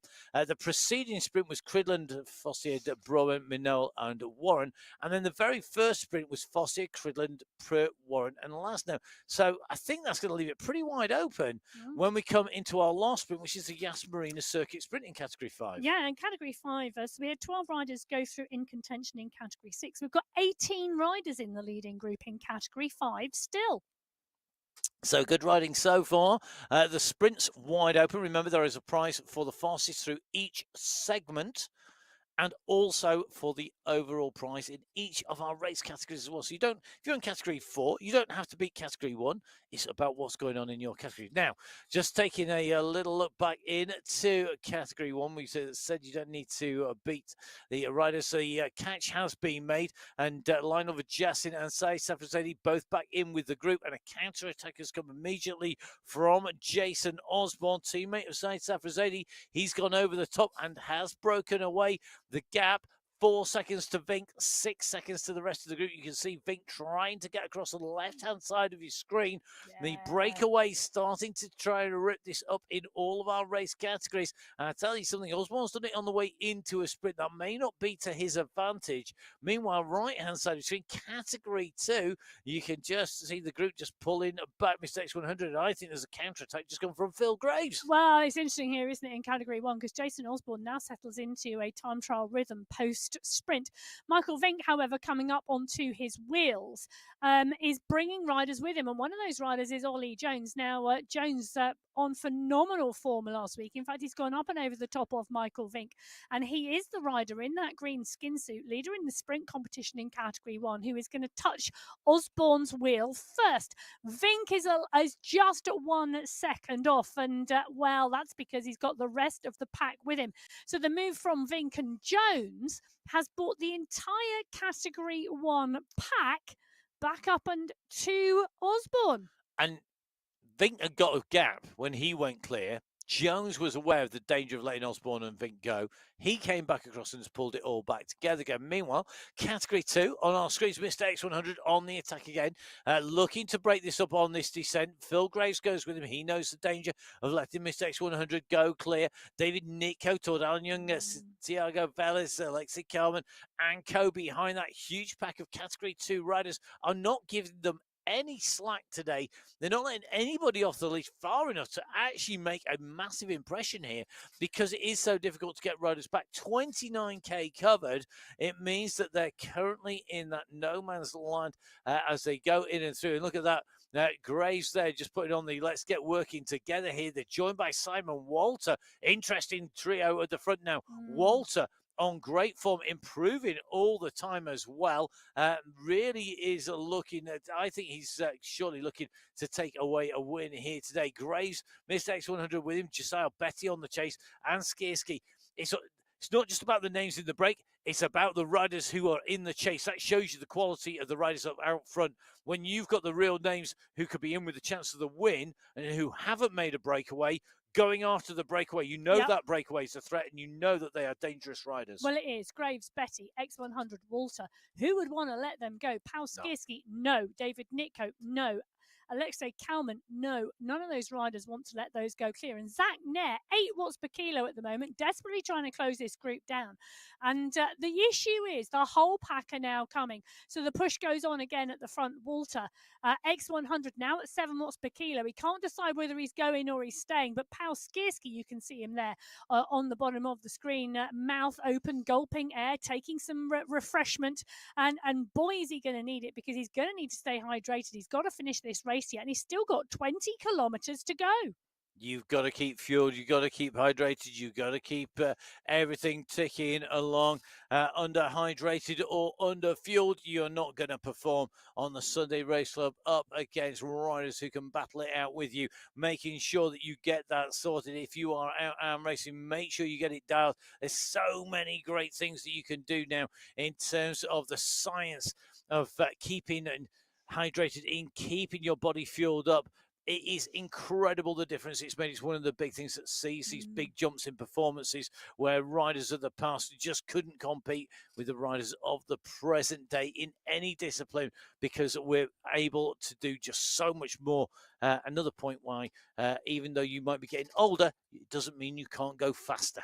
That is very true, and going faster at the moment. Jason Osborne yet again. Ollie Jones straight on it. Michael Knudsen is there as well. Panizza closing it down. Jones has come off the pace now because everyone's coming back together again. This is like an accordion at the moment, Category 1. Do you know what I always used to like doing when there was a definite race favourite in a race? What? The moment they moved, do you think there's a I'd definite follow race them. favourite? Yeah, it might be called Jason Osborne. I don't think so. Yeah, but so a rider or a march rider like Jason Osborne, you've got somebody who you know they're likely to be in there at the win. You just sit on the wheel. The moment they move, you sit on the wheel. You chase them down. The moment that they stop, you ease off. The moment that they go, you go again. It's so I've been in that position where I've been the rider who's had that done to them. I know how frustrating it is. It's a great way to play with a really good rider's mind. Is every time they move, particularly on a course like this where they don't have that hill advantage, you just mark them out. You mark them out of the game. You know, you're talking about enhances in nutrition. There's also enhances in psychology and psychological training in racing as well. And do you know what? A really top-class rider won't pay any attention to it. But they should do, because it means that they're being closed down time and time again. And they're putting the effort in for nothing. If they don't pay attention, then they just keep expending energy on the front as you sit behind them. Pay attention as in let it get to them. Okay. We will see. I defy anybody who attacks 100 times and gets followed 100 times to not be frustrated by that. Take it as a compliment. Tactic. Well, yeah, That's what I say. yes, but it could put that little bit of doubt. You've got to use every tool in the book when you're out and racing. You're there to win. You're not there to make friends. Yeah, but why on earth would you put self-doubt in your own head? No, not self-doubt. You put doubt in the other person's head. If you're the person Well, putting you can't put doubt in someone's head unless they actually feel it themselves. oh, you can I can't instigate that, yeah. I don't know about that. That's how they respond, not actually. Well, that's you can certainly try and trigger them, which is a great way of. This is racing. This is not. This is the Sunday Race Club. This is all about racing. It is not about getting your bunch of mates to the finish all together holding hands. This is all about taking away the top of the prizes. Hands? Well, it's a bit difficult virtually. I mean, we haven't got that emote, thank goodness. So the riders at the moment making the way around the world of Arabia here on the 7 Gems. At the moment, the attack is on. Mr. X100 leading them clear as they go over the top. The chase is on behind, or is it Aika Morel? 3 watts per kilo. It's not matching Mr. X100's 8 watts per kilo. This is a really nasty little bit of course here. Yeah. It kicks, it rests, it kicks and it rests. It goes up, the gradient increases, it decreases, and that makes it difficult. Now, Jason Osborne on the move on the left-hand side on the attack in Category 1. Mr. X100 on the right-hand side on the attack in Category 2. Being chased here, Simon Walter is not letting him go. It shows you the danger there. Walter on the move. Howeiler, Betty trying to close that down. Osborne closed down once again. Knudsen takes his will, and again, the world champions' tactics of trying to go clear, not working yet. And this is the real instrumental part of the course. We talked about this course in thirds. This is the middle third section, and this is the area where we see the ramps. This is the area where we're going to see the attacks, and this is exactly what is playing out in front of us right now. Category 2 and Category 1, both in the section. In fact, Category 1 closing down on Category 2. They've made up over a kilometre since we last compared the two groups. And, well, I tell you something, Koistinen, Nair, X100, Walter, Carradine, Van Hee, Vela, Shuren, Wozniak, Bjorklund, Kane, all in the mix here. Maurice Ritter is here as well. And this Category 2 pack, absolutely dialing it here at the 33.2 kilometre marker. You can see Tatu Koistinen, the breath, the air, the getting it into his lungs to continue to stay into this pack here. It's fast, it's furious, and it's continual. And we've just gone up that climb. It's just leveling off. And this is where you're watching what the riders do physically in their pain cave. Really interesting, because this is where you've got to push in. You want to keep moving up. And the pressure is on the riders at the back to keep in this group. The front of the group is accelerating. It's gone over the top. It's into the descent. It's starting to pick up speed. If you're too far back, you're still on that section that's slower. You're going to see it stretch out. You've got to keep on pushing through. If you've gone to your limit, you're going to want to recover as soon as you can, but you have to keep pushing to keep in the group. You can see Koistinen does that nicely there, really smoothly done. Keeps the pace, keeps in the group, keeps himself in position now. Oh, keeping himself in position at the moment is Jason Osborne, because he's gone again. He's pushed off the group here as they've come into the base of this short climb, and you can see that profile on the top right-hand corner of your screen. It's currently 3.6%. The pack are coming behind across the flyover bridge. The gap is currently at 6 seconds, and it's Van Elst who's closing it down. Stefan Van Elst, line over Yassin, Ricardo, Panizza, all in the match. Josh Harris putting in a good stretch here. In fact, you can listen to the Australian champion on this week's Virtual Velo podcast. You can indeed, along with Kate Trudon, I believe. You can indeed. Well, so interesting. Be interesting to see what he thinks about this race, because at the moment they are in pursuit. This is the SRC, not the SPC, as Nick Scolari might have dubbed it in his comments on the YouTube feed. It's probably the funniest comment I've read so far today. As the riders make their way up the bridge, it's time for somebody to up their psychological game. They need to get after him. Don't look at each other. It's worked so far. You've held the world champion at bay so far. Do not give up now. Do not crumble under pressure. Well, just because Osborne's on the front Ollie doesn't Jones. mean it's his. Come on, Jones Ollie. has picked up the pace, and there he goes, the rider in the blue cap. Jones took the win last week, and he's dialing it now after Osborne, wanting the win this week as well. Michael Knudsen, Jason's teammate, jumped straight onto Jones's wheel, didn't want to push till somebody else did, and then jumped on to cover the move. Now, Jones backed off slightly here. The gap's still 7 seconds. Sai Safrazadi now coming through too. Safrazadi also a teammate of Osborne. The tactics are playing big style today.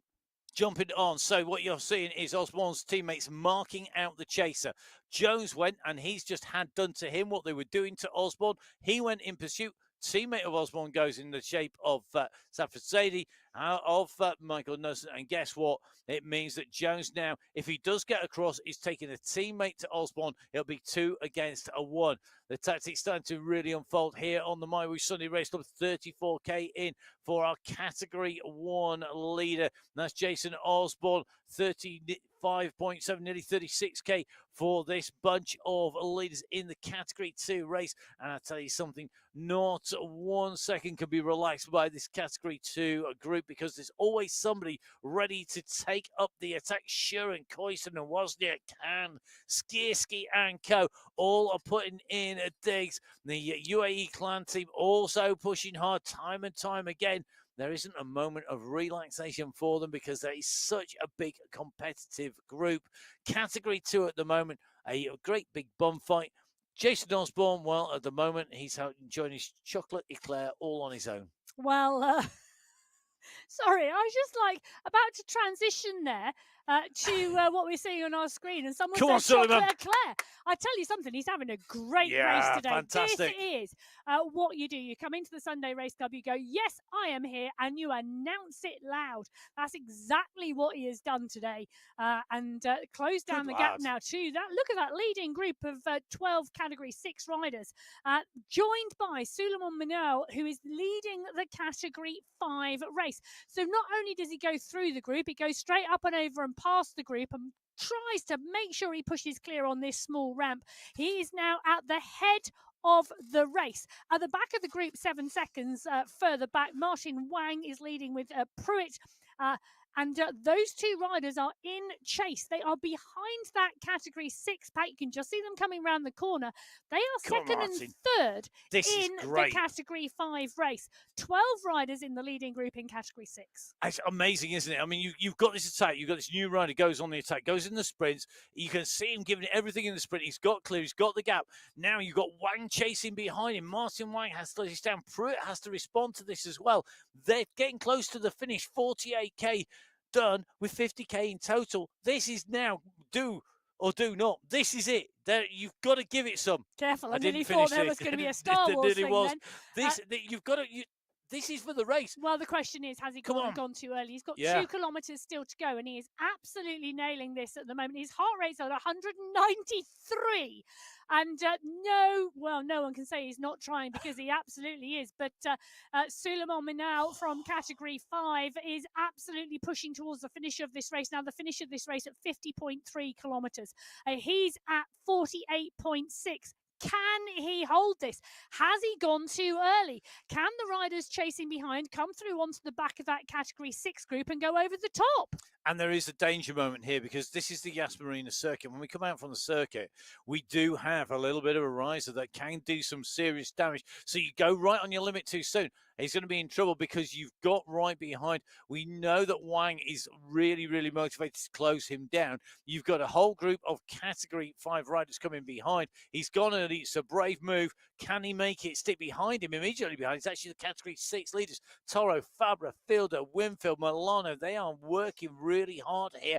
And you can see at the moment, we're just doing Maxime Fabra on the right-hand side. As Suleiman Minal at the moment on the left-hand side is absolutely dialing this. You can see he's sucking in the oxygen. The sitting upright, looking at in front. He's gone. He's bent low over the bars. He's trying to use all those muscle groups by bending over lower, get that power down through the pedals. This is critical in Category 6 and Category 5 for very different reasons. Category 5, they're looking to break this clear. Category 5, it's clear. It's gone category 6. They're looking to break it up. This is going to be all over the place as they come in to our finish. We've got the left-hand turn. We've got the right-hand turn coming up. And then we are running into our finishing banner. It's not that far away. We're at 49.8 kilometers. Remember, it's a 50.3 kilometer race. We've got 500 meters now less to go. He's got to get around these twists and turns before he gets into the finish. Can he hold off the pursuit? I think he can. He's given it everything to get into the finishing line. And don't say that he's not giving it everything. He is absolutely in pieces. He is indeed, and he's continuing to push. He's got 200 metres to go. Suleiman Minal has come into the Sunday Race Club. He sees the finish line. He sees the UCI banner, and he pushes underneath the banner for the win today in Category 5. What a ride. What an effort. Chapeau. What a great finish by our Category 5 winners. Category 6 come in towards the finishing straight. And it's Fielder and Demanuan, Olsen and Fabra. Fabra is pushing on. Llewellyn is there as well as Orego, but it is indeed Alexander Fielder who's going to take this today. From Maxime Fabra, Rene Olsen, Simon Llewellyn in there as well. Great racing today across Category 5 and Category 6. Martin Wang comes in ahead of Snowy Pruitt to take second place in Category 5. Pruitt takes third, Navarro takes fourth, and Adam Dawson takes fifth. Great racing in all of our race categories. In Category 1, Jason Osborne's move off the front that was looking good and looking like it got clear. Well, I tell you something, it's not all over yet because Ollie Jones and Niall Pedersen, they've got him at 2 seconds. Knudson's up 4 at the moment. It has not broken up completely. Meanwhile, Category 4, coming on the left-hand turn here, you can see Dylan Kennett has moved his way. He was Category 6, then he was Category 5. He's now up into Category 4. Where will this man's progression stop? Dylan Kennett comes around that final big left-hand turn. He's got a gap, and at the moment, it's Nicholas Trujillo who is trying to close him down. Well, it is indeed, and Kennett coming through now. He is clear at the moment of Trujillo. As Matt says, this man started in Category 6. This has been his return to racing the Sunday Race Club. He was a world champion some time ago on the track. He's chosen to come back to cycling. He's chosen to come back to racing, and he's chosen the Sunday Race Club to do it. He started in Category 6. He moved to Category 5. He's now leading in Category 4 today. He's still got a little way to go. Mason Rocker at 16 seconds with Cadiz and Elos. There's a chasing group behind, and take a look at that. That's the Category 3 pack as well, and that is huge. But they are 3 kilometres behind Dylan Kennett at the moment, who is leading Category 4 and coming towards the finish today. Yep, he's got just under 1 kilometre to go for Kennett. He should be our next finisher who comes in terms of race leaders. He is ahead of that big chasing groups behind him. Interesting to see Category 3. I think that's going to be one big bunch sprint making its way in. As behind our leader Kennett, there is unfolding. You can see that on the right hand side of your screen. We've just seen 4 riders starting to move clear. They can't afford to wait. That's a massive group. Remember, there are 10 individual prizes at stake on the Sunday Race Club in each and every race category. At the moment, though, you can just see these Category 4 riders. Dylan Kennett is at 6 watts per kilo, but so are the chasers behind, and they are coming. Well, they are indeed. So Mason Rocker has taken it from 17 seconds to 8. Dylan Kennett has seen the danger and he's responded. He's got 200 metres still to go, but Rocker is absolutely motoring behind. So is Almeida and Quadrelli. So is Trujillo. They are absolutely dialing it. But he's got the finish line in sight. Dylan Kennett comes underneath the banner to take the win in Category 4. Chapeau, sir. Rocker Almeida battling it out behind as we got a blow on the line. Almeida, I think, takes that. Or was it Elos coming in hard? Elos, I think, just came over the top there to take away second place there as we see an attack, a long-range attack go off the front of the Category 3. Emma, have you got those top positions in Category 4? So Category 4, Dylan Kennett takes the win. Dorvin Elos comes over the top of Franklin Almeida for second. Almeida in third. Mason Rocker in fourth. Wang Quiros in fifth. as we take a look at what is a huge group of Category 3 riders at the 48.1 kilometre marker. And they're just going to be coming in. That tight left-hand turn is going to be coming up. We've got a slight left here, sort of 45-degree to the left. You can just see that they're coming up on to the wheel of our Category 6 where they come around this turn. But then they're going to go sharp left in front of the stands here at Yas Marina, taking this turn, this tight left turn that you can take if you're out in Abu Dhabi. You can go ride. The Yas Marina is open for cycling. Cycling, such a big thing within the UAE. You can come and ride on this Formula One circuit through the week. And the man who at the moment is looking to take away top spot to get the champagne. Look at this. Ollie Sola has gone. Pierre Fell's gone on his wheel. He's off by Sola. He's off by Fell. But they now know that they are getting close. 48.7 K covered, 500 meters. Now 400 meters to go. This is a big, big group.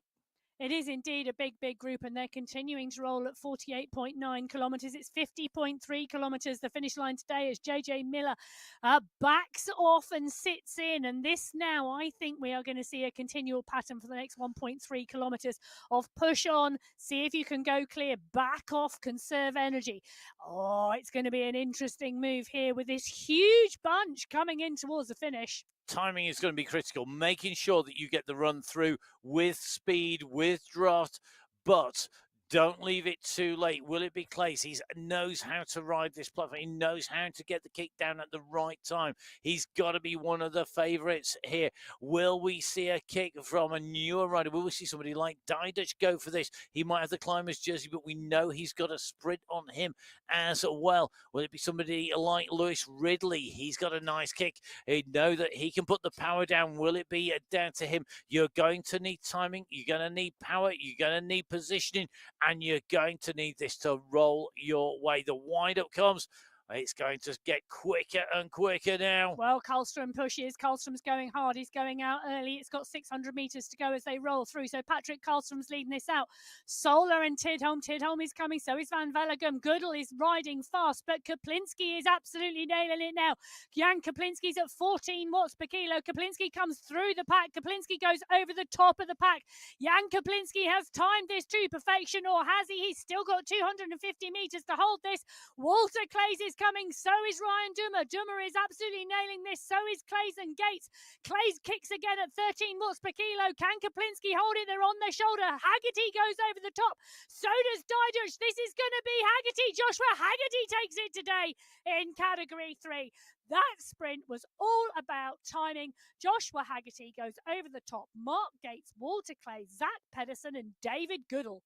I tell you something, he was magic there on his way through there. Spellblinding, in fact. Well, he does have the nickname, Hagrid. Well, I tell you something, you could give lessons in timing there. That was fantastic. And all credit to Kaplinski there. Going for it, going for that slightly long when he threw himself through that chicane out the other side, looking to take away victory. Fantastic racing as he went in and through. Let's see whether Category 2 could do the same. What a sprint. We've got a little bit of a pause here. We were 45K and we've just seen the Category 2 leaders coming in. At the moment being led by Mr. X100. They're not yet onto the circuit. They're going over the bridge, actually in towards race circuit. Category 6, 5, 4, 3 have been astounding. Brilliant racing on a relatively flat circuit here today. A real contrast to what's coming up next week. But it never disappoints us. It's the tactics, the pace, the speed. We've seen sprint after sprint. Now, we've got Category 2. That's shaping up for another sprint. Category 1, Osborne is on the attack again. He keeps on going for this. But he's getting 4-5 seconds. And we have seen 4-5 seconds gaps disappearing in the last 3 or 4 corners on that circuit. Yep, and I tell you what, it's closing down because Van Elst and Harris are doing an amazing job, you know. So Van Elst and Harris pushing on here. Mikhail Kaminski now taking up the charge as well, closing down Jason Osborne, and they are indeed closing him back down. So he's pushing on. He's trying to go clear there, closing him down. But you know what? It's also a good tactic to wear out the other riders, and it is about tactics and it is about head games. And we've joked and we've laughed about head games and psychology, but it is true. And Ollie Jones continuing to push on. Noel Pedersen doing a great ride today. I'll tell you one to watch. Josh Harris could be one to watch today. Look at that, 11 watts per kilo, just trying to come across. He's got a great sprint on him.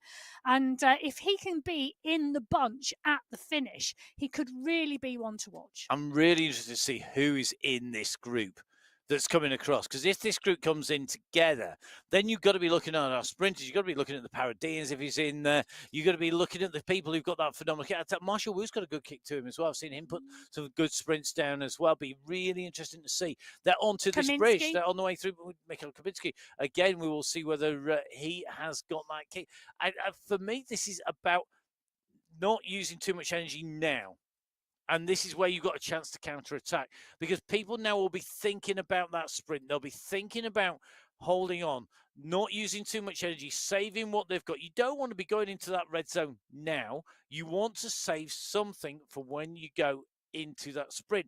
So if somebody kicks and attacks now, you're going to get that hesitation. We're seeing that out on the course. And just taking a look at the moment at Phil Graves, he's onto the circuit. He's going early. He knows that if it comes to a sprint, it may be that he's not got that very fast snap, that kick. But if he goes long now, people are thinking about the finish. He's got a chance to open up that gap. He's got 3 seconds on him already. And that's it, isn't it? It's catching people waiting for somebody else. And you know what? If you can catch people just unaware and head away, like Phil Graves is doing at the moment, look at that. He's got 5 seconds now.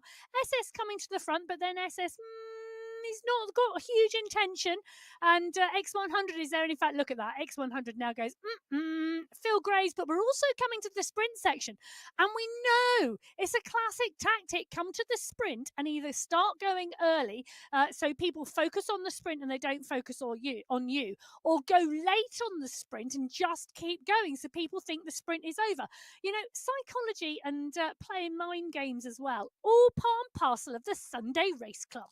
And you can't beat a Sunday race club on a Sunday morning to keep you entertained. Or a Sunday afternoon or evening. Oh, Sunday afternoon or evening or night. For us, it is indeed in the morning. What a way to spend it, watching some of the best riders in the world battle it out here on the MyWhoosh Sunday Race Club in all of our race categories from category 6 to 1. Don't forget, you can join. Make sure that you download the app. Make sure you take time to put the new one in on Monday because it's the latest update. And, of course, watch out for the big announcement.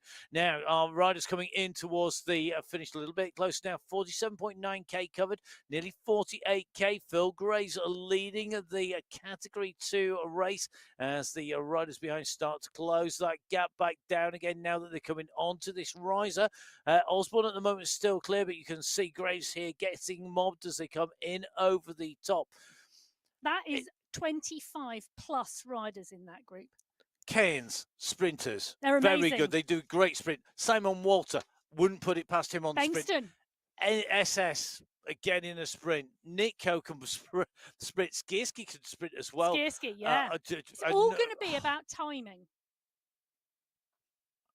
Would you go early? Would you No. give it that early? Would you go and wait? You'd be a waiter, not a goer? I think you've got to be in the mix. You've got to be in the right place, and then you've got to go. We've seen riders go early. We've seen them go 800 meters out and fade in the last 200. It is all about positioning and timing, and that is what is absolutely key. And X100's on the front. Damsgaard.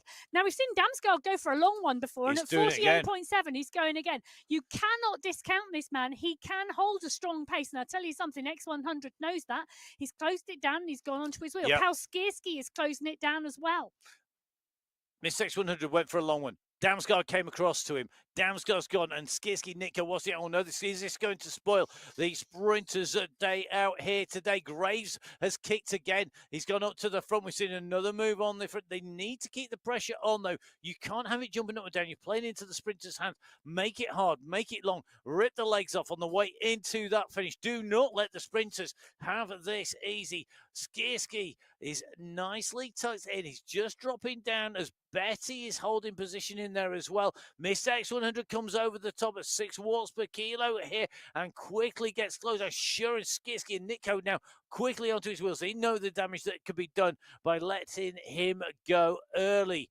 Will Betty have the sprint today? Could it be Betty's Well, day on that sprint? It's so difficult to tell. It's all about holding your nerve at the moment in the final 800 meters. And that is what this group are doing. Stepanak coming back off the pace a little bit. We're coming into the chicane now, where we saw that long run by Blinsky earlier on in the chase. This is going to be tough stuff. Well, it is, and Bjarhed has opened up the sprint already. Bjarhed coming from the back of the pack through the front, and he's absolutely moving. But Tord Allenjung has gone off the front of the group. Allenjung has gone. Bjorklund is there. So is Nico and Stepanak. Ospina is launching the power at the moment. Carlos Ospina, Tord Allenjung, Jakob Bjorklund. Bjorklund's going to come up and over the top, but Khan Kane is now coming from the back. Khan Kane is now coming. Who's going to do this? It's Ospina, Bjorklund, Kalman, Nico, Van. He is coming too. It's going to be Simon Walter at the moment. Can he do it? Yes, he can. Simon Walter from Alexei Kalman, David Nico and Jonas Bjarhed. What a race. What a sprint, category 2. Can you... Well, I was going to say, have you got the results in front of you? But it is indeed Simon Walter from Kalman, Nico, Bjarhed, Van He, Bjorklund, Ospina, Koinstenen, all within half a second. That was superb sprinting, all about timing. And then when you kicked, you had to keep on going. We saw riders like Khan Kane there going at 14 watts per kilo coming into the group. But then you needed to be able to maintain, if not increase that.